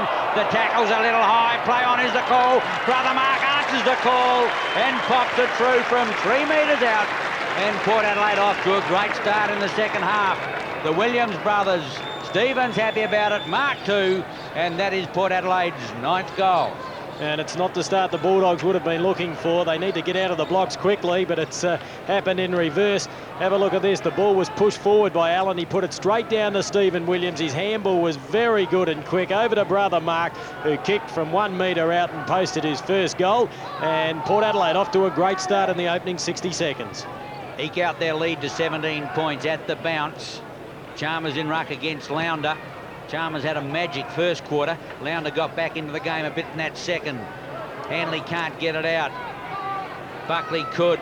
Cox or Stevens through. Concedes back now to Stephen Schwert, who finds that centre wing Green. Green maybe just to check side of that spot as he puts the ball in towards the half-forward line. A Raider on a long lead, well put. Still too far out to score. He's almost at centre wing. Kick number 5 as he sends the ball towards the half-forward line. Rosonico reads it best and takes the easy defensive mark. Paul Rosonico taking plenty of time. Very steady type of player. Percentage footballer, puts it up towards the centre field area. The handle is good from Girdham out towards Coffey. He's looking for a bit of support. It comes in the form of Stevens. He puts it up high, wide and out towards Gunn. Also out there is Rowe. Rowe's the first player there. The Shepherd wasn't all that good for Gunn. It exposed Trevor Rowe. And now the ball's been taken by Burton. In turn, he gets it out towards Abernathy. Abernathy goes infield to Rowan Smith. He'll go back towards Abba. Abba could go over the top to Williams. He does. Mark Williams kicked the last goal. He drops in a short pass and he finds Setri. Well, they made it look easy. Well, the Dogs were running in circles there in defence. Port Adelaide just had waves of players coming down. They had loose men everywhere. And in the end, Setri gets his chance from about 30 out. Yet to kick a goal. Kick number 9. Not a bad looking kick, but just darting away to the right somewhat. And it's through for a point. So that's a let-off for the Dogs, who have come out of the blocks pretty slowly in this third term. They're on 7-6, Port Adelaide 9-12. Yes, Kim, I don't think they'd want to get away any further. They're down 18 points. Once the Magpies get a sniff, could be curtains. They were down 11 points twice in that last quarter, having led by as much as 12 points in the first quarter. The kick is by Reimers. Rowe it was in the back pocket, finds Green on the half-back line. Goes across to centre field, that's well put. Now's got a chance through Swert. He could get run down, gets the kick away. Smith out on a long lead, that's well put. Almost, he is in the centre square when he gets the kick off. Goes Mandamaker out in front now of Delaney. Delaney does it well. Mandamaker propped in the end. Down he goes. That could be holding the ball, and the umpire's going to rule that way. Big Rudy has got Chopper Handley clear. That's the way the ball will end. Handley from 35 metres out, 45-degree angle. Never ever gave it a chance. Gee, he just played on quickly, didn't try to straighten and improve his angle, and he's booted a point. Yeah, fairly casual attempt that, and that was the correct decision by the umpire. Whilst Delaney did a good job to take front position, he did take the football, then drop it when tackled. The pass from Delaney is good to find Hutton. 9-12 plays 9-7, 4 minutes into this third term. Northeast is there. The ball picked up by Reimers. He gets it out towards Girdham, goes back to Launder, drops in a short pass, and he finds Chaplin. Chaplin and Ginnivan have a few words. Now, too far out for Chaplin to score. Smith wants it short. Reimers drops back, now goes out to Smith. Greg Smith's a chance to make the distance from there. He's inside 50. He'll be kicking from about 45 metres with his 6th kick. He's kicked 2 goals, but he's been a quiet player today. Normally you can rely on him to find a lot of the football and be at the bottom of the packs, but he hasn't been there today. Let's see what the kick's like. He has kicked 3 goals though, so that is value for touches for Greg Smith. Well done, Greg Smith. As Kim said, he hasn't been a brilliant footballer, but he always does that something that's exceptional. On that occasion, he just snuck into the forward line. He kicked a goal from there in the first quarter, but he was on the run on that occasion. And I doubt whether he's playing in the centre spot at the moment. I think he's probably having a spell on the half-forward line, and it could be Girdham and or Handley's playing centre, just trying to pick it up. Back centre field, Port Adelaide 9-12, Central 8-7. Not a good bounce. Buckley wins the tap quite convincingly. The ball goes out towards Laird. Laird in turn puts the ball out towards Burton at the back of the pack there. Oh, it doesn't matter about the back of the pack. It was Gary Gunn. The mark was taken by Burton. He played on though. Gaffney is there and trying to keep the ball in play. And he's a very talented youngster, this Gaffney. First time I've had a look at him. He certainly looks the goods. Michael Gaffney. We're at Football Park. And big leap from Abernathy. Goes down towards Williams, smothered off the boot. Coffey, he's been one of Central's better players. Now it's socket off the ground. Out there towards Hughes. He flicks it back to Burton. Burton gets a kick from a standing start. Underneath it, Laird. Taking the crumbs there was Schwert.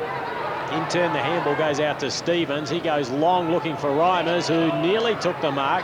First to recover Rosonico. Now a chance for a raider. They've just got to get the ball up forward. They concede ground, go back to Chaplin. There's the pass out to Mandamaker. And well done, Delaney. Well, he did that well, Roger Delaney. Now the ball goes out to Rosonico and the Magpies clear. On the outer side there, a free kick is going the way of Port Adelaide, to be taken there by the young fellow in Gaffney it is. Yes, Gaffney kicks high, back towards centre wing. Hughes, Coffey over the top, thumps the ball clear. Fiacci up ground, gets it out wide. Mark Williams at centre wing, puts it in long. Outsteams Tyler, back Lynn, can't quite get there. Setri wants a running play, gets round, got pace to burn, hooks it in towards goal. Williams will shepherd and could shepherd it through. 10th kick, first goal, well done Williams. And Port Adelaide have got 10 on the board. Yes, great shepherding there back in the square, and well done to Setri too. He worked hard to get that football. Now Lynn just could have gone back with a little bit more vigour. Mind you, he's left in a rather precarious position. He could have been cleaned up. The ball hit the ground. Allen not quick enough. As Ian mentioned, Setri had the speed. He jammed it onto the left boot. It was a pretty good kick from there. And look at that shepherding there in the square. And the ball bounces through for a goal. So once more, Port Adelaide just eked further ahead at the 7.5-minute mark of this third term. 10-12 to 8-7 at the bounce. It's Chalmers against Lounder. It's been that way most of the day. Well read Coffey. Read Chalmers, big knot beautifully. Coffey steams through the centre, sets it up for a radar. 1-2 grabs. The umpire's forced him to play on. Great smother of Sonico. He hasn't got the football. Should have got a free kick. Port Adelaide supporters want it that way as Mark Williams gives it across to Fiarchi Hughes. Centre fielder, huge kick, a ground covering kick. Setri gets in front, but Lynn too strong and takes a fine defensive mark. Stevens is out wide. He's going to have to go after that one. Who's he got to kick to now on the half-back line? Lounder's in short. Buckley won't get there. Lounder, the big fellow, gives it away to Chopper Hanley. Gets onto the left leg, low raking drop punt up towards the half-forward line. Smith can't, reading it beautifully, going through his gun, needs a set, point blank range, hooks in! Oh, he has missed! Well, that's the third point he's kicked, and Kim, he should have booted it. Oh, no question of that whatsoever. And I know it's easy up here and you don't like to be harsh, but that should have been a goal. No real excuses there whatsoever. And it's a costly miss because Central need to stay in touch. Port Adelaide starting to assert their authority. Beautiful kick by Delaney, goes towards Smith. Now, how often does the opposition side make a side pay when they miss an easy goal? Let's see if it happens. It goes out to Tyler. He's got Setri. It goes back to that player. He lines them up. He's under pressure. And Gary Gunn, well, he'll be breathing a huge sigh of relief. Didn't watch who kicked the ball off in the end, Kim. It was Delaney. I reckon he must have booted the ball 70 metres on the fly. It was a huge kick. It almost landed in the centre circle. Whatever. Lynn gets the kick-off, taken there by Stephen Swert. He's played particularly well. On the left leg, he goes out wide to the lead of Coffey with the 11th kick. Coffey won't make it as the ball goes out of play. Half-forward right flank. Port in attack. 10-13 to 8-8. The Dogs by 3 points at quarter-time. Port by 11 at half. They've now eked out that lead to 17 points. Hughes. Lounder comes over, hooks it back nicely to Girdham, who couldn't get it away. Geneva looking for it. Swert's in there. Rowan Smith gets it onto the edge of the boot up towards a half-forward line. Stephen Williams, now Chopper Handley. Lynn hooks back towards centre wing. Lounder's going to get the sit, and the big fellow takes the mark on the half-back flank for the Dogs. Danny Hughes playing at centre half-forward. Philip Lounder, former reserves Magarey medalist, kicks it straight into Hughes. Now a chance for Gaffney. Couldn't control the football. Hughes is there to lend support and some experience, but he didn't really show the young lad the way to go. He put Rowan Smith under enormous pressure. Stephen Swert says, I'll show you how to do it, but he didn't do it that well either as Rizonico chipped in to intercept. Then he paddles the ball forward back towards Phillips. Phillips in turn out towards Burton. Burton just held back on that kick, and that's a better pass to find Gaffney. Gaffney goes centre field in towards Chalmers. The big man picks it up casually, shows a bit of toe as well, drives it to the head of the square. Tyler's holding on to Allen. Umpire didn't see that. The ball at the back of the pack. Lynn picks it up, gets a clearing kick away. It goes out towards Stevens. He has one player to beat. That's his opponent in Hutton. He kicks around his body and he goes straight to Fiarchi. He may have been better trying to get around Hutton then. Didn't really have anyone to kick to as Hutton puts it over towards Williams. He puts it out wide. Not a good kick by Mark Williams. It goes straight to Coffey. Buckley in pursuit. Coffey will want to be careful. He went the right way, which was back towards goal, but Buckley applying good pressure. Now it's a wobbly kick out towards the boundary line. There is Setri. So too Swert as he paddles the ball forward. He was held and the umpire saw it. Swert elects to play on. He wasn't behind his mark. I think the umpire will take him back, and that's the way it goes. Stephen Swert covering an enormous amount of ground, doing particularly well, but even he looks a little bit plagued at the moment. Battling for 11 kicks and 12 handballs. Gee, well, he's done a lot of work for them. Hocking. Centre field. Now, can the Dogs manage something? Borlase on. Hughes off for Port Adelaide. Running up is Lynn, doing a George Fiarchi. Well, that's unfortunate for the Dogs. and it's almost unfair as Borlase comes straight onto the ground, feeds the ball that was meant for Lynn. He was 30 metres clear when it was kicked to him, suddenly ran into the interchanging player as Laird gets the Dogs out of defence. Yes, a lucky escape for the Bulldogs then, as the ball now goes back towards Schwert, who, as Ian mentioned, is looking a little bit tired. In turn, Laird gets to Hamble, play on advantage. It goes to Girdham, out to Lounder.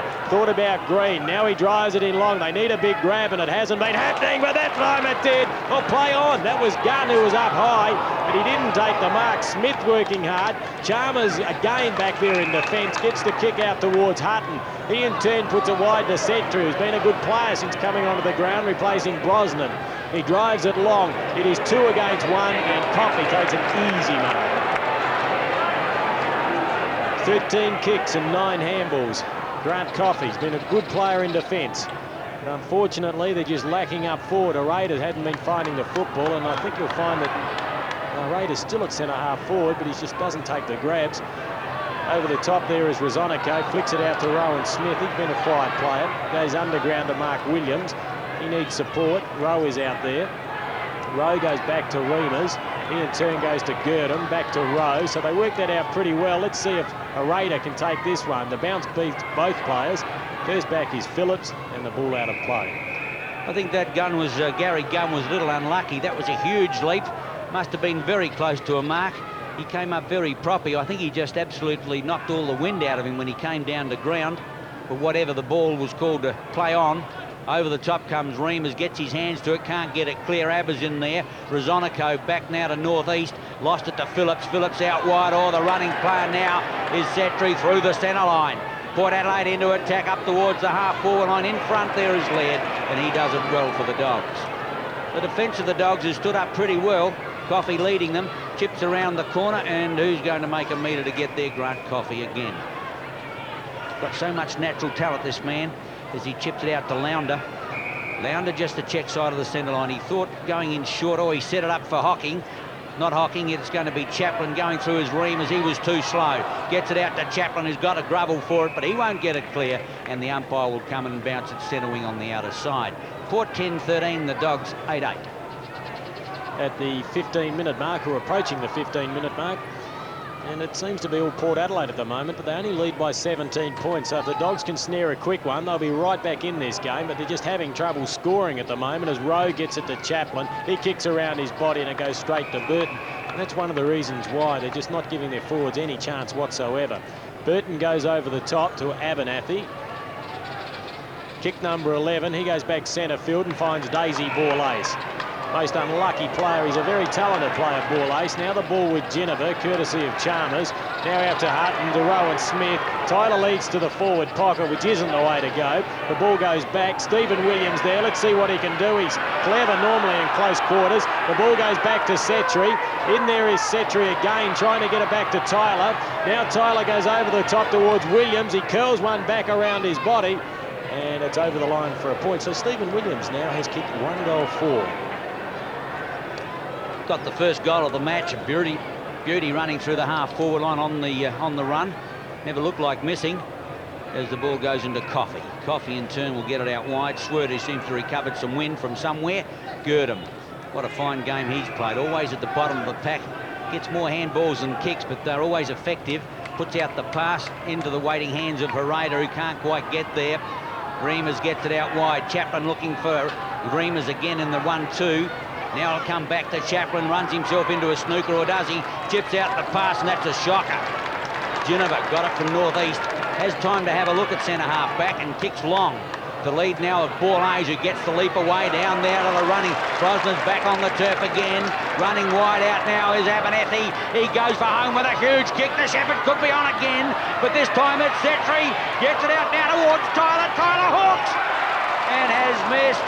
Chance for his 6th goal. He booted 4 in the second quarter, but that time it was the wrong side of the aluminium. And once more, the Central District side just letting themselves down. That was a ridiculous pass by Chaplin. You've got to play the percentages, and how would you feel if you're Rudy Vandermaker back in the square? You're full forward for your club. You're a proven player. You're one-on-one against the fullback if they continue to go short. And that's going to be their downfall in this game if they don't do something to rectify it, as Rowe kicks towards the boundary line. And as soon as that error happened by Chaplin, it was Port Adelaide who swooped the ball and took it straight into attack and nearly goaled. And that's been the difference. They've been a lot more direct than Central. Yet the Dogs find themselves still in the game at the 17-minute mark of this third term. 10-15-75 Port, Central 8-8-56. So it's still there for the taking. But by gee, they want to start grabbing it now. Because Port Adelaide, never easy to beat. And they've got their nose in front, which makes it even harder. The ball punched down. Let's see what it can happen this time. The ball with Chaplin.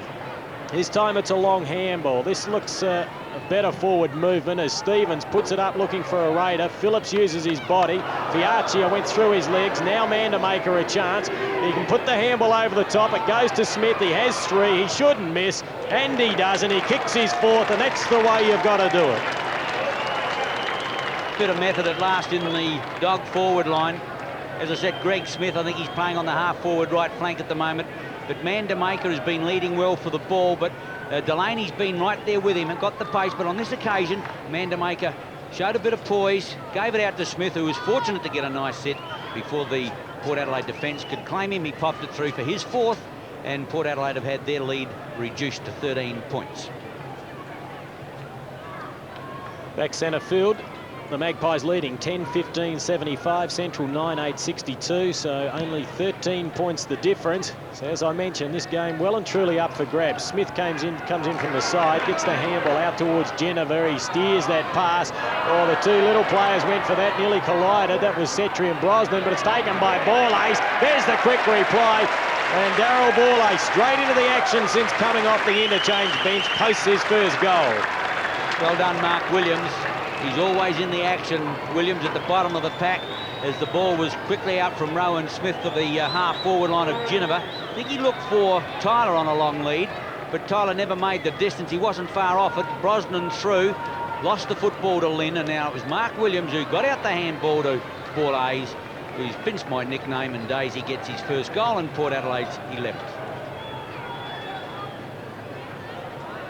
So the Magpies bounce back at the 19.5-minute mark, courtesy of a goal to Daryl Borlase, the recently married Daryl Borlase, as the handball now goes out to Girdham, courtesy of Smith, then out to Reimers. Herrera couldn't take it. Smith over the top looking for the free kick. So too Geneva. Eventually Rosonico takes the football and then kicks it long. Setting himself, Borlase stands his ground and takes a good mark. Gee, he's had an impact since coming into the game. He gets it out towards Setri, and the mark, whoa, dropped by Allen. Let's hope he doesn't have to pay for that. Tyler in there. In there is Allen, desperate to redeem himself, and a free kick's been picked out. It'll go the way of Schwert. He plays on quickly out to the pocket rocket. Hanging on, Eddie Hocking goes out wide looking for Reimers, and the big fellow gets across to take it at centre wing. Chaplin is clear. The Dogs a chance to run it. Jennifer's not going to make the grade. Chaplin looking for a lead. Out comes Mandamaker. Big Delaney goes for the thump over the line, and it's out from the grandstand there somewhere in the full forward left pocket. Mandamaker's getting to the football, but he's just not going through with his run. He seems to be propping to take the mark, and that's giving Delaney that half metre to catch him, and he's doing it pretty well. The throw in on the half-forward left flank. Mandamaker over the top, tries to get the ball out to Girdham. That ball's held well and truly to him, and the umpire will come in and bounce. Almost 21 minutes gone of the second half. Port Adelaide 11-15 to 9-8 by the Dogs. Umpires Kevin Chambers and Jeffrey Jeans in charge as Jeans puts it down. Sorry, Chalmers puts it down. Now a chance for Rosonico. Reimers on that player, off the side of his boot, standing his ground out the outer side there was Rowe. Did it pretty well, but over the top came Burton and thumped the ball out of play once more. Yeah, in fact, little Adrian Setri there. As we mentioned, they've got a few blondies, this Port Adelaide side. We're at Football Park on Nine's Wide World of Sports as Reimers punches the ball down. It goes to Fiacci. He had a pretty good first half, been a little quiet this term. It was his 10th kick. The ball goes out to Greg Smith. He falls over. Opportunity for Stevens. The handball in turn to Schwert. Back towards Smith. He in turn gets the handball out towards Chaplin. He's inside 50. He launches towards goal. It may just go. Well done, Delaney. Brilliant effort. He's been on top of Mandamaker today. And that was a great effort. The big man tried to hold him out, but Delaney just stretching back to touch that football. Superb footballer. The umpire's going to pull the ball back. They work the shuffle, but the umpire, the goal umpire that is, hadn't finished waving the flag, and so Delaney's going to have to start again. And Ian, John Cahill tried Roger Delaney as a full forward through the Foundation Cup and the start of this season, and one gets the feeling he very much enjoys being back in defence. Well, funnily enough, Delaney kicked 100 goals in a season in the underage, and a lot of people forgot that he started as a full forward and moved into full back. And with the form that he shows here, one wonders why he didn't make it in the AFL. Maybe he didn't give it long enough. Brosnan through. The handball went out now to Buckley, who's died out of it this quarter. In goes Hocking. Hocking runs through the pack. He's going to have to work hard to get this one. He's lost it now. He's going to get a free kick for hanging on. The crowd thought it just a little soft, but Eddie Hocking's got it. Just the attack side of centre wing. He's going across now to Stevens. Stevens on his natural left leg. Mandamaker on the lead. Underneath the ball once more. Delaney will beat him back to it. Chalmers comes in to support him. Mandamaker used his body well. I think that ball's out of play, and that's the way the umpire will rule in the full forward left pocket. 11:15 to 9-9, and we've played 23 minutes. Yes, Mandamaker underneath that one, but I must admit the pass wasn't that good, and they haven't given Rudy much chance. And by the same token, he keeps leading to the forward pockets, though, and I think they've got to have a look at the way they structure their play down the ground a little more. They've got to keep it open, and they've got to let Rudy lead down the middle. At this stage, he's being forced to go wide to the pockets, and even if he does complete the mark, the chances of goaling are fairly minimal. As Chalmers gets another tap, the ball now goes down towards Setri, goes across goal. Hutton and Stevens, they've had a battle royal, these two. Not sure who's in front with that one, Daisy. I might get you to adjudicate there. This time it's Stevens. He paddles it out towards Hereda. Hereda can't control it. Smith picks it up, takes the football. Oh, he should have handballed. No, there's the pass. Oh, Rudy dropped it. Well, it was a good pass, but Rudy dropped the mark, and now Port Adelaide will go into attack. Setri from the half-back line. The Dogs waste another chance. Over the top. Coffey up over the top. Can't bring it down. They work hard to it. Borlase gets it out to Mark Williams. Smothered off his boot. Led back in defence. He'll whip it out now to Lynn, who's got to work hard around Hutton. Chips out the pass, and Hocking is clear. He can go for a run. Stevens on the half-forward line. He ought to give that player a chance, and he will. 50, 60 metres out. Now, can he find a leading player? Mandamaker's in the square. There's 2-on-1 back there. Mandamaker's at the back. Over they come. Chalmers back taps it cleverly. Going through is Reimers. He's looking for a free kick. Playing the ball towards the line. Fiachi joins in and kicks out a play on the full. And the penalty free kick will go the way of Hugh Reimers in the left full forward pocket. Well, there's not a lot of Reimers. He looks... well, Chaplin's going to take it. Well, that's probably a better move. Chaplin is a goal-scoring forward pocket come rover. Already got 3 and picks up a lot of kicks, and he'll obviously improve his angle around Fiachi, but it's almost an impossible task. Kick number 14 to Gavin Chapman. There he goes to improve the angle. I don't think he's even going to get a score out of this. Laird up, oh no, Chanley up over the top, got the big leap, but Chopper couldn't bring it down. Well, they're still playing on as Jenkinson got it across. Delaney says thank you and gives it away to Northeast. Well, the Central players thought that ball had gone out of play. They'd all forgotten about their opponents and the football. Then Port Adelaide go into attack again. Dropping the mark there is Lynn, but he's worked pretty well today. The handball goes out towards Schwert, likewise to Coffey. He in turn gives it to Roy Laird. We're into time on in this third term, and the Dogs are struggling to score. Mind you, they're getting plenty of the football. Girdham, kick number 7, but he's had 20 handballs. Chalmers back there. He's been like the Rock of Gibraltar in his defensive play. Puts it out towards Buckley, who picks up his first kick in this third term. Had 17 in the first half, but that's his first kick for the third quarter, and it's taken him 26 minutes to get it. The ball now goes back towards Lounder. Clean bowls that player. Has time to recover, though, and puts the ball out wide to Rowe. Rowe's worked pretty hard today. He's been one of the Dogs' better players. He puts it up towards Hereda. Now, they should get it in quickly. It's off the side of the boot, but it should find Hanley. He went for it with one hand, and Setri took the crumbs and puts the handball over towards Northeast, who in turn uses Rowan Smith. Port Adelaide start to run it again. Oh, that handball was not good. Abra's under pressure. Gets it away now to Buckley. He's got time to have a look. Out goes Tyler into the pocket, makes a metre and gets there. Full forward right pocket. Allen didn't read the play. Comes back into Rowan Smith. And the Port Adelaide sharpshooter's got a chance from 30 metres out. Already booted one. Unselfish play there from Tyler. Ninth kick to Rowan Smith. Once again, the Dogs' forward line in a mess. They should have scored from that effort. As Kim told you, they've had plenty of chances in this quarter, yet they've only added 2 goals 3, whereas Port Adelaide have added 3 goals 4. Rowan Smith from 35 out of the 27-minute mark. Nice looking kick. The umpire said that is home for all money. Smith boots his second. Port Adelaide kick away again. 12-15 to 9-9. 27 minutes into the third quarter. Well, amazing. It really just does get down to how each side's used the football, and Port Adelaide has used it a lot better, and they really have made the Dogs suffer for their mistakes, and you can't doubt the endeavour from this Central District side, but Port Adelaide just mopping up, using the ball better. They've had a cool head when the heat's been on, and here's another example. Tyler, a good lead, found the football, and then just chipped it over to Smith, who is a sharpshooter, and posted his second. Chalmers against Lounder. Lounder gets up, down to Chaplin, but he lost it now to Abernethy. Port Adelaide go forward with this high kick up towards Lynn, who's got to hold his place. Well, Setri didn't even try to spoil that. I don't know whether he thought that one of his taller teammates was going to come and knock the ball away, but Lynn took it uncontested in the end. Rowe likewise across to Lounder, where the ball is out of play at centre wing. 28 minutes into the third quarter. Port Adelaide by 24 points. A throw in just about centre wing. Lounder against Borlase. Abernethy would like it hauled back by Borlase, but Lounder's spotting him a few centimetres. Coffey, well put. Chaplin on the run. Now, who can he kick it to? Out comes the lead now of Swirtle. Will he get there? He need a running player. That's Jenkinson. Gets the handball away. The Raider can't find it. Phillips can. The big fellow does it well. Back to Nathan Buckley, half back line. Swings out a handball. Not a good one. Intercepted there by Stephen Swirt. Gives a chance now to Girdham. Girdham wants a run.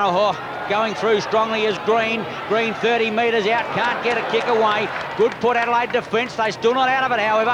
Hocking in there. Ginniver throws out a handball in hope. Chalmers back in defence. Working hard for it is Jenkinson. They line up the ball, but they can't get it clear. Reimers has got it now, but the umpire's going to bounce. Gee, they've tried hard, Central, but I think they're going to run out of time, and John Cale will have to work for these 2 points today. He knows that. The game's not theirs yet, but they are using the ball a lot better than the Dogs at the moment as the ball is put up high. Stevens punches away. There's that battle again between Stevens and Hutton. It's been a beauty. Smith takes it. It's a long handball out towards Brosnan. Brosnan in turns. A nice looking kick up towards centre half forward. Lynn underneath it as the siren sounds to end the third term. Buckley would have had a chance to goal. But at the end of the third quarter, Port Adelaide 12-15, 87, leading Central 9-9 to 63. And as I mentioned, Daisy, the Dogs really did have enough of the football to be a lot closer.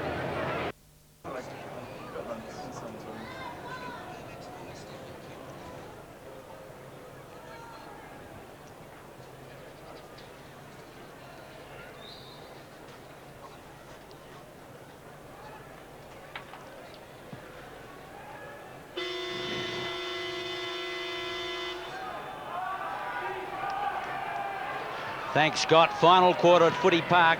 Port Adelaide by 24 points as we head into the final quarter. Borlase gets it out to Ginniver. The running player out wide is Hutton. Hutton gives Port Adelaide a chance again. Out steams Tyler. Bumped away from that player coming through is Setri. He'll need support from back there. Gets it back to Ginniver, who gets beautifully run down. Well done, Girdham. He's played a fine game. Coffey likewise gets it up to Smith centre field. The Dogs will start to run now. They'll have to run if they want to get back into the game. Lounder got the kick away. Here's a chance now for Handley on the half-forward line. Hooks into attack, high up towards Burton, who's getting back. With him is Jenkinson, but the umpire's going to give a free kick. It's going the way now of Julian Burton, and the 19-year-older will get it from in the back pocket. 12-15 to 9-9 as Julian repels the attack. And from behind was Lounder, and he should have punched then. Chalmers has been in good form today. He gets it over towards Rowan Smith. He's been a little bit quiet. Setri's given plenty of bite since coming off the bench. He drives it in long. Back there, Laird dropped what he should have eaten. Over the top there is Allen trying to help out. It's flicked out towards Borlase. He's been a revelation since coming off the interchange bench, and he's just banged through his second goal. Well, you wonder why this man is not in the side all the time. He's played some wonderful football for Port Adelaide. Hughes was doing a pretty good job, but perhaps without the mobility of Borlase at that centre-half forward spot. But as Kim said, that since Daisy Borlase has come into the action, his pace and accurate kicking and long kicking has been good for Port Adelaide. He boots his second. Now Port Adelaide is putting a bit of space between them and the Dogs. They lead by 30 points 2 minutes into the final quarter. So back centre field, and the scoreboard reads Port Adelaide 13-15, leading Central 9-9, and a game that was nip and tuck in the first half. All of a sudden, Port Adelaide asserting their authority. They lead by 30 points as Borlase gets it to Ginniver. He does likewise to Hutton, puts it up high. Tyler went up early. It's punched away by Keith Allen, down towards Schwert. Schwert just held back on that kick, and he finds Reimers with an accurate pass. Hugh Reimers started on the interchange bench. Puts it inside 50 and kicks it straight to George Fiarchi. So their disposal to their forwards has been disgraceful today, Central District. You can't knock their endeavour, but their use of the football has been very poor. Well done by Lynn. He's been one of their better players. Borlase in there again. Kicked off the ground by Abernathy. There is Laird. Laird's handball's an inaccurate one. He goes towards Hutton. He in turn drops in a short pass to Williams. Williams over towards Borlase, has one to beat in Coffey. Gives it back towards Hutton, who kicked 3 goals in the first quarter and is yet to add to that. Ball out of play in the full forward pocket. I think Kim means points, not goals. I certainly do, Daisy. He missed 3 relatively easy ones in that first turn. I was going to say we were remarking he hooked them all to the left. Leona gets up high. Borlase in there with him. A lot of arms and legs. I think the umpire's going to have to ball up. Chaplin comes out with a football. Tyler concedes back. Well done. Point blank range. Hutton has another shot and he puts it through the centre. Well, he did then what he couldn't do before and boots his first. And he didn't boot his first. The umpire didn't move. I thought he booted a goal. Point only. Well, I'm glad you were calling that, Ian, because I thought it went through. Maybe it was touched. I'd already written it down in my budget. Nevertheless, that's a let-off for the Dogs, and they can still get back into this, but they're going to have to start using the ball a lot better than they have been. Trevor Rowe is off the ground, and coming on, back onto the ground, looks like Gary Gunn. He's kicked 3 points, so he's also been a little inaccurate. He missed one absolute sitter. As we approach the 4-minute mark of the final term here at Football Park, Mark Williams went over the top. It went down towards Chaplin. He's kicked 3 goals, all in the first half. Smith, great diving attempt, couldn't take it. Reimers to Schwert. Schwert's been one of the better players for the Dogs. He's been using the football. Mandermaker and Delaney's been a great battle. The honour's going to Delaney as Jenkinson hooks around his body, but he's offline and a point results. Dean Jenkinson, the rover from Hamilton in the Western Districts of Victoria, couldn't hook it back far enough, and right now the Dogs need goals. 13-16 to 9-10, 4 minutes into the final quarter. Port Adelaide worked the shuffle, and it's well done to Julian Burton. Gee, he's run close to the line. He's almost out of bounds when he got that kick, but he'll find northeast. Looks for a running player, that awkward kicking style. That's gone higher than longer. Brosnan can't get it. Lynn farms it straight out to Fiarchi. Fiarchi gives it straight to Mark Williams, and what a boo-boo there by the Dog defence. Well, they haven't made a lot of mistakes today. In the main, they've been pretty good, but the just sheer weight of numbers coming through their half-back line has given Port Adelaide plenty of opportunities. But Fiarchi, who's come up from the back pocket, couldn't believe his luck. 17 kicks to Mark Williams. He hooks it across the face of goal. Tyler gets up very early, and I'm quite sure Allen's happy to see it go across the line for a point. 13-17 to the Dogs, 9-10. As we look at progress scores from the other matches in round 4 of the SANFL, and Sturt 11-3, putting up a great effort against South Adelaide 10-12, or 10-20 I should say, and at the Norwood Oval, Norwood 17-12, Glenelg 6-11, so the Bay's not looking all that flash. And have a look at that out at the Prospect Oval. Well, here's an upset maybe in the making. West Adelaide 11-16, leading North Adelaide 11-7, so the Roosters involved in another thriller.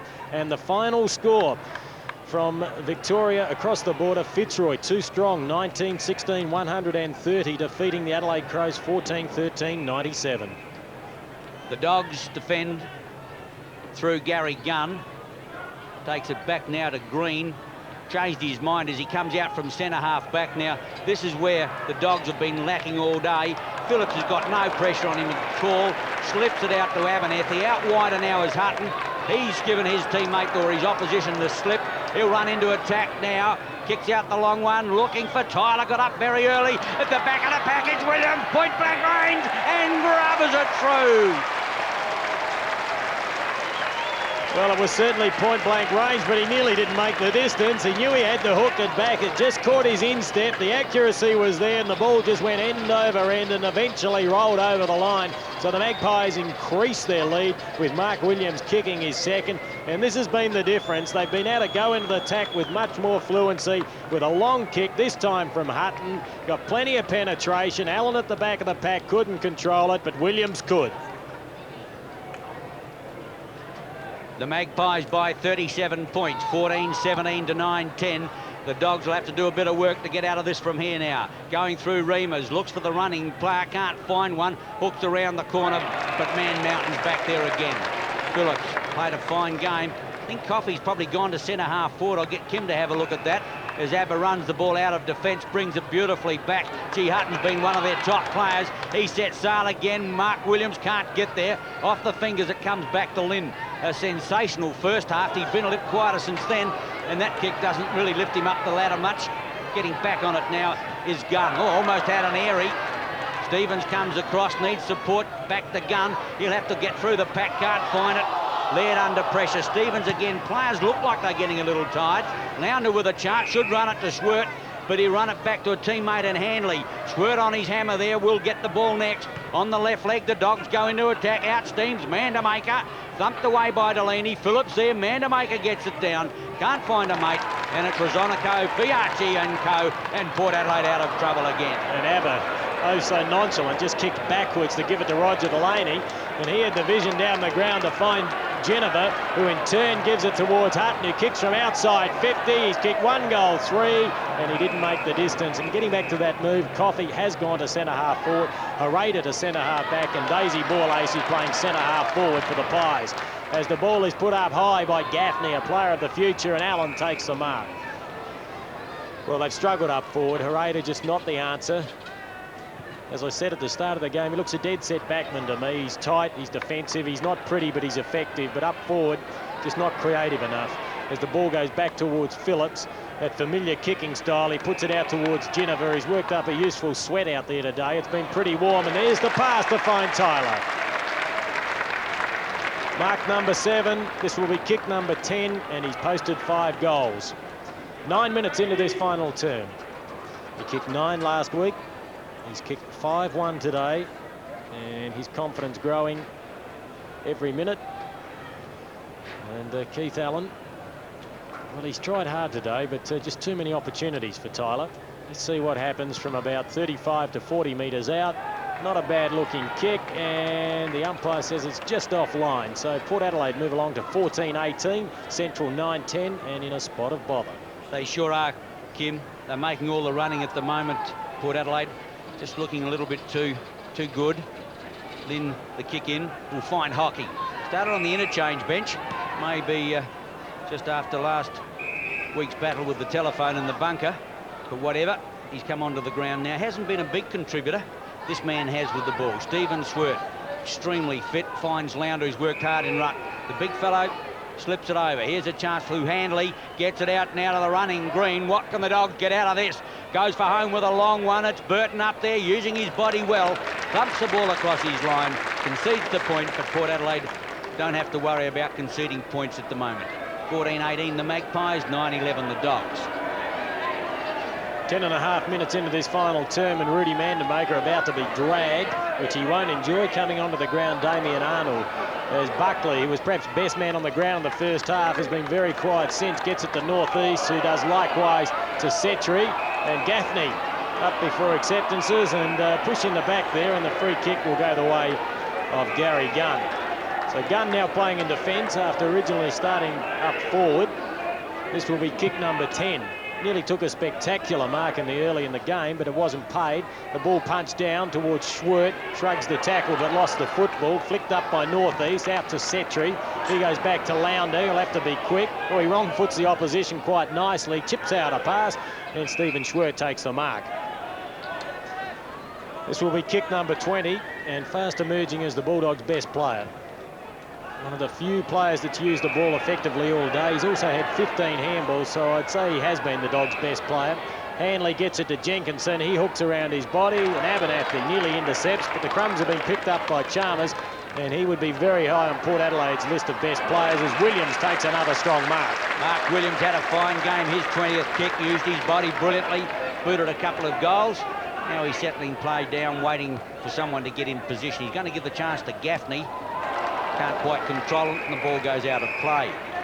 The Dogs led by 3 points at quarter time, having been 12 up at one stage, but the Magpies fought back to get 11 points in front at half time, 24 points at three-quarter time, and now at the moment they are 37, and the Dogs have got a problem. Smith comes over the top, gets it back to Hereda. Hocking comes back to help him, slips out a long handball, intercepted almost Rowan Smith. Now here's a chance, Hanley off the ground. Jenkinson, an awkward ball. Hanley's got no one to handball at all. Rosonico's back in defence, uses Burton. Rosonico could get it back, no northeast. Port Adelaide have got all the time in the world. Aber has done well, got the ball centre field. Now Port Adelaide will go into attack again through this player. His socks down at the moment, but he's had a lot of kicks, I can tell you. Long one up towards the half-forward line. Big leap ball A's off the fingers now. Gunn slips out the handball. Lynn coming across, as I mentioned earlier on, close to best on the ground. Oh, now he's made a mistake. Hutton sets sails for goal, gives it a chance, and misses again. Well, that's his 25th kick, and if he had kicked all the shots truly that he's had for goal, I reckon he would have had 6 or 7 on the board. Yes, he's had a few chances, Ian, and that's his point number 5, I think. Yes, so Smith ducked his head but still took the mark. Rowan Smith. We've had 13 minutes of the final term here at Football Park. You're on Nine's Wide World of Sports as the ball is dropped in short. Pulled out of it was Tim Ginniver. The mark taken by Hutton. He's been well on top of Stevens in this final term. They've been dead level before. As George Fiarchi's drifted down from the back pocket. Look at George, he's happy.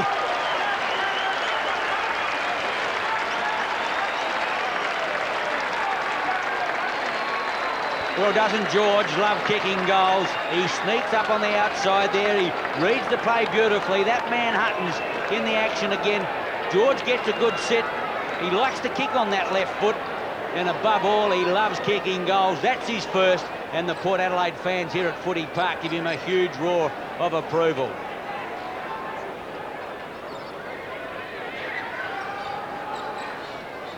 Back at Football Park and Port Adelaide 15-19, Central 9-11, and little Georgie loves kicking goals. He doesn't get many, but he enjoys every one as the Magpies go forward again, and Tyler takes the mark at the 14-minute mark. Mark Tyler, an opportunity to kick a goal number 6. And this is becoming all too easy for Port Adelaide. The danger signs were there in this third term, or in the third term, and Port Adelaide just started to show their authority, and now they're running right away with this game as Tyler, gee, likes to kick them high, but he kicks them straight, and that's goal number 6 and 16 for the Magpies. Yes, the Dogs are looking very tired at the moment. You could say they're running on 3 legs whilst Tyler was kicking for goal, looking around the ground. Some of them were down on their haunches, others had hands on hips, and certainly they've been doing the chasing. Port Adelaide going through their half-forward line, but on this occasion, Allen just couldn't raise the gallop. Tyler out on a lead. They've looked for him pretty well. As I mentioned earlier, he kicked 4 goals in that second quarter, but Port Adelaide as a unit has functioned a lot better than the Dogs. And the Magpies lead by 7 goals, 8 at the 15-minute mark of this final term. Hocking just doesn't seem to have the sparkle at the moment. Gets the handball over towards Schwert, the Dogs' best player. In turn, he puts it out towards Hanley. He lines them up. There's the quick reply, and that's something they've been unable to do in this second half here at Football Park. But that's a much needed one, and it gives some respectability to the scoreboard. Yes, they haven't moved the ball at all. Well, that's man, once again, Stephen Schwert. He's got to be their best player, and he gave the chance there to the running Hanley on the left leg through the half-forward line. Hereda didn't work at centre-half forward. Coffey's there now. He played a superb game at centre-half back, but once again, the Dogs have been let down in attack. At the bounce, Lounder and Chalmers. Mark Williams crashes through. Brother Stephen there as well. Puts it up for Setri. Well done. The running play now. Gaffney, 30 metres out. Goes for it, and he's got it. The youngsters kicks one. Supporters love that. Port Adelaide have got 17. Well, we talk about quick replies, and that's what Port Adelaide have been able to do Right from the outset of this game, the ball tapped down to Williams. The handball is good. He gets it to brother Stephen. That familiar kicking action, he just held back. It was accurate. It found Setri. He in turn gave it to Gaffney, who had the confidence to shrug off the tackle, line up the goals and bang it through. And he is a player of the future, young Michael Gaffney. Playing centre wing. That's his 9th kick, first goal. And as Kim said, has got talent.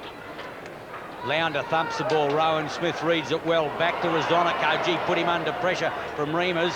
He's got to go for the safety of Fiachi, who comes off the half-back line. Geneva. Port Adelaide running through Rowan Smith. Back to Geneva. Or leads Fiachi in the double play. Oh, on the half-forward line. Once again, Hutton's clear. I don't think anyone's standing him. Tyler on the lead, and that's where it'll end.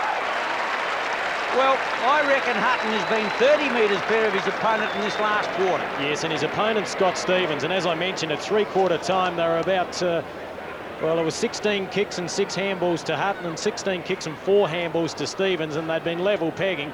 But in this final term, Hutton just running all over Stevens, and he hasn't been prepared to check. 11 kicks this quarter, Hutton. 30 metres out, Tyler. Oh, I think he's pushed it offline. Going to be close, or is it? Goal number 7.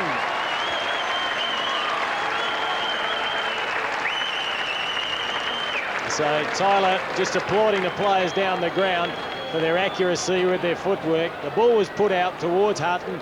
Stevens was about 40 metres away, and I think he's just hoping now. He's looking for easy kicks instead of manning up. He's a tired player, but Hutton just going from strength to strength, and it's always easier when your side's winning. And he just speared that one onto Tyler's chest for Tyler to post his 7th. The Magpies by 56 points, 18 minutes into the final quarter. Lounder, no, it was Arnold on that occasion who got up, couldn't get the ball down. Kicked forward by Port Adelaide. Coming across his gun, going through Gaffney again. Hasn't got the football, then comes out with it. Kicks wide out towards Girdham. Can he raise his legs there? North East wants to cut him off at the pass and does it pretty well. Needs support, gets round the tide, Girdham. Kick number 10 coming up as he fires it out to the half-forward line. Well taken, or almost taken there by Buckley, who's died out of the game. Geneva concedes back now to Daisy Borlase. He in turn concedes back to Williams. Williams thought about giving it to Buckley and does. Kicks long, kicks high, and it's just offline. Gaffney! He's going to play at the goal umpire, looking at the umpire, and he said, it is the mark will stand. No one's on his mark. No, he's going to give it a point. Well, Gaffney just a little disappointed, and the Port Adelaide supporters are letting the umpires, both of them, know what they think about that decision. I tell you what, he either genuinely thought he marked it, or he's a very mature player for his age, because I think he nearly had the umpire con then, as the ball now goes back to Hutton, who will have kick number 12 for this final term. 28 all up, so fast emerging as one of Port's best players. Lines him up. Can he get a goal, though? Eventually, through sheer weight of opportunities and persistence, he kicks his first goal after kicking 5 points.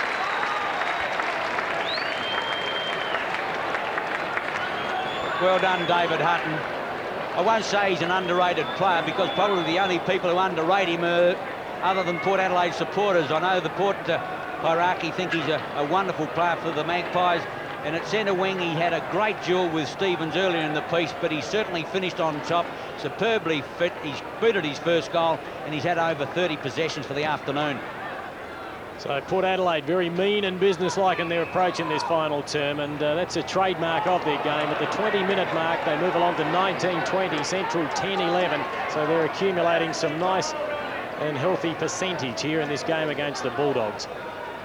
I can't help but think, Ian, that something's wrong with Greg Smith today. Yes, he's kicked 4 goals, but he hasn't played on the ball much, and he's just lacked that sparkle. And there's a lot of the flu going around at the moment, and I wouldn't be surprised if he's a victim of that. As Williams tries to get the handball out. Second attempt, he does. Tried to get it to Rezonico, missed that player, and it went to Hughes, who puts out a sweeping handball out towards Burton. Burton measures the kick and finds Geneva, and it's all too easy now for the Pies. They're looking $1 million as Williams gets pushed in the back. Play on the call. Williams just has a few choice words to the umpire. Goes back for a few more.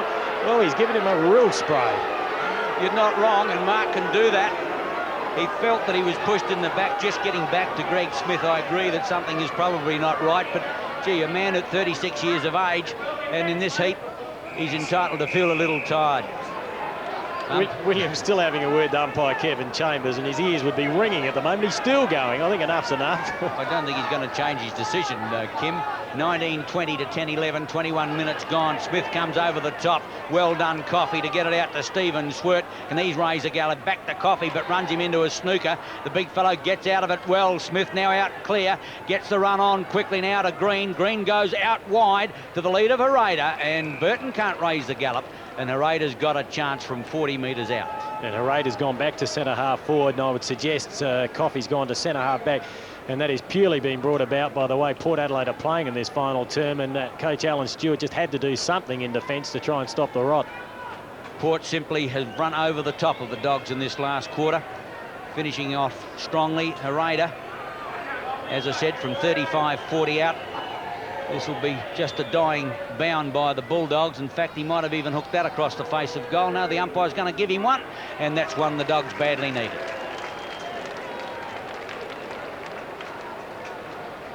Yes, and not enough happening up forward for the Bulldogs. Mandamaker beaten by Delaney. Mind you, the ball wasn't delivered all that well to Mandamaker. And Hereda at centre half forward, as we mentioned, I'm just not sure if he's the answer. Very talented young player, and he is only a young player, but I think he's better suited in defence. But he kicked accurately then, and let's not forget he's against a very good and experienced player in Greg Phillips.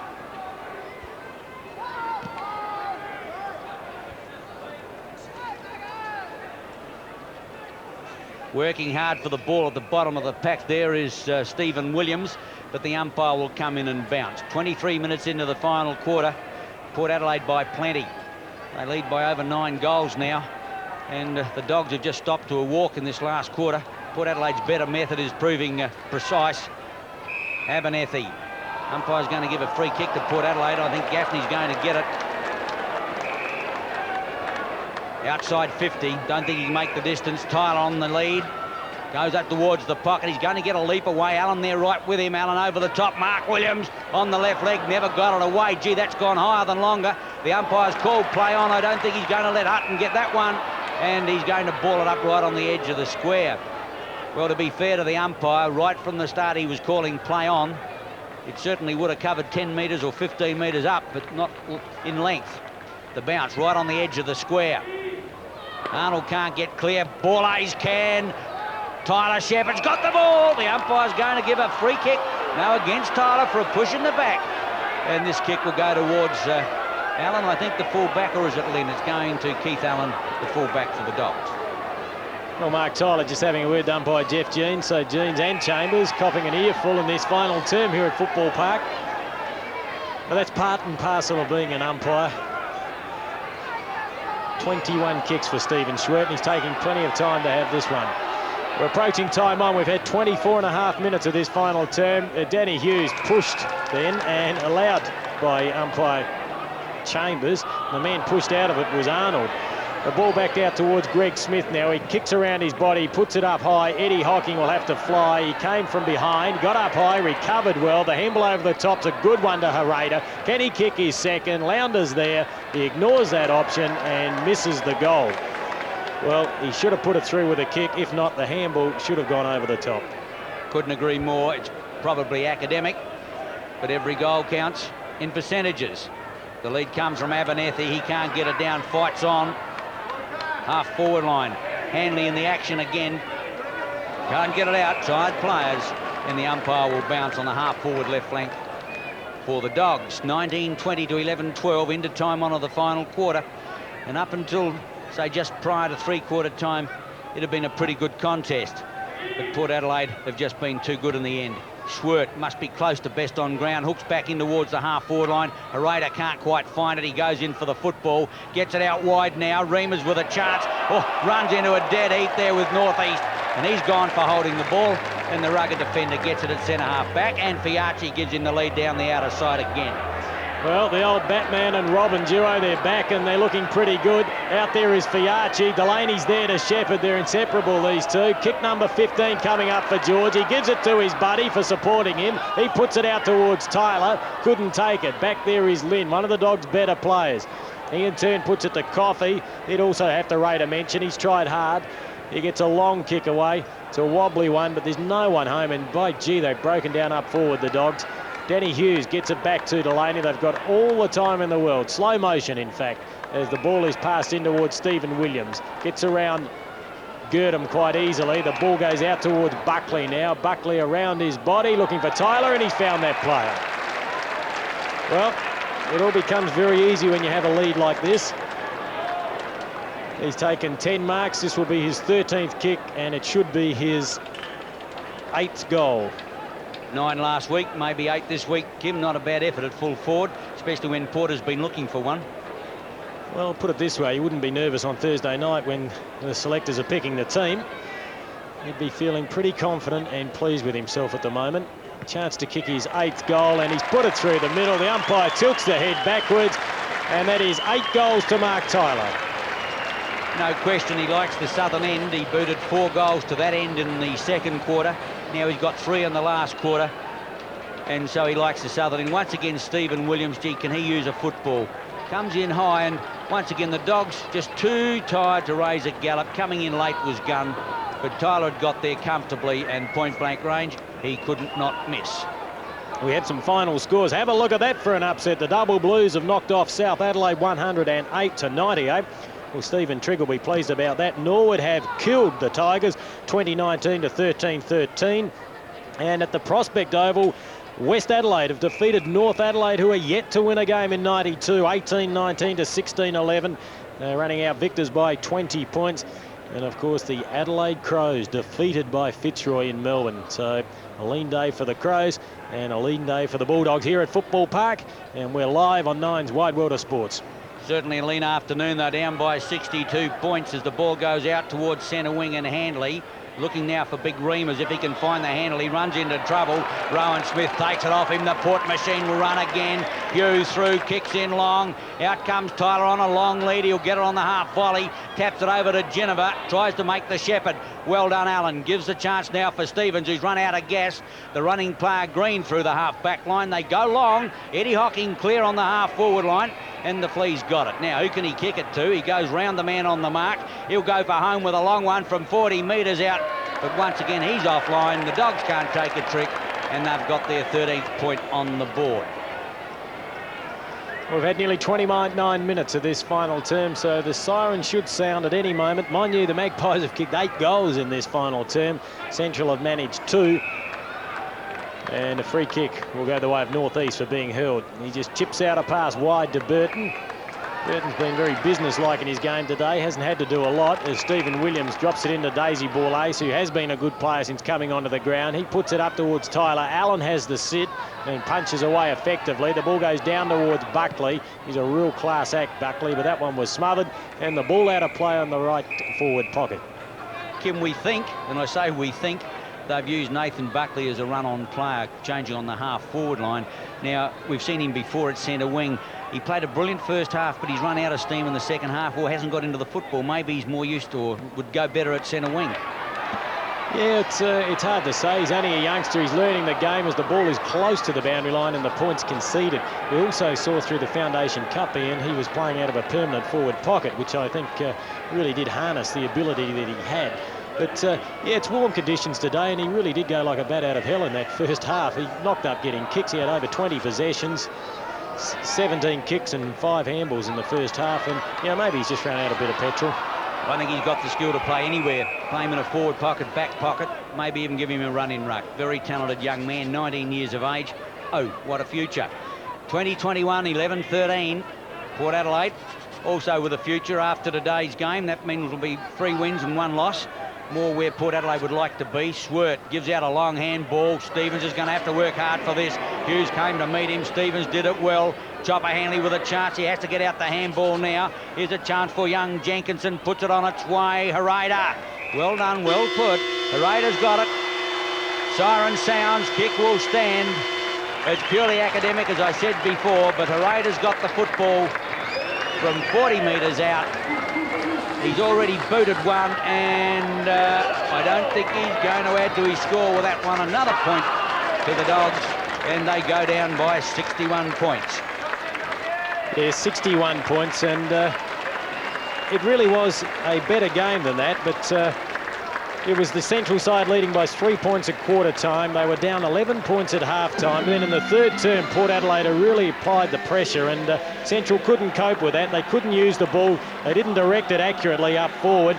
And at three-quarter time, the Magpies were leading by 24 points. And Central were going to have to do something special in that final term to win the game. And that something special is something they couldn't produce. And in the end, it was Port Adelaide by 61 points. So a very healthy victory in the end of Port Adelaide. They had a number of good players. And there was a young man that impressed me. He wasn't one of their best players, but a lad wearing number 12, Michael Gaffney. Very talented. As we see George Fiarchi walk off the ground, he kicked a goal today. George isn't shy when it comes to kicking goals. He certainly lets everyone know about it. Eddie Hocking about to come off the ground and just didn't play with any sparkle. Started off the interchange bench. So there we have it. Port Adelaide the victors, 20 goals, 21 over Central, 11-14. It's now back to the studio.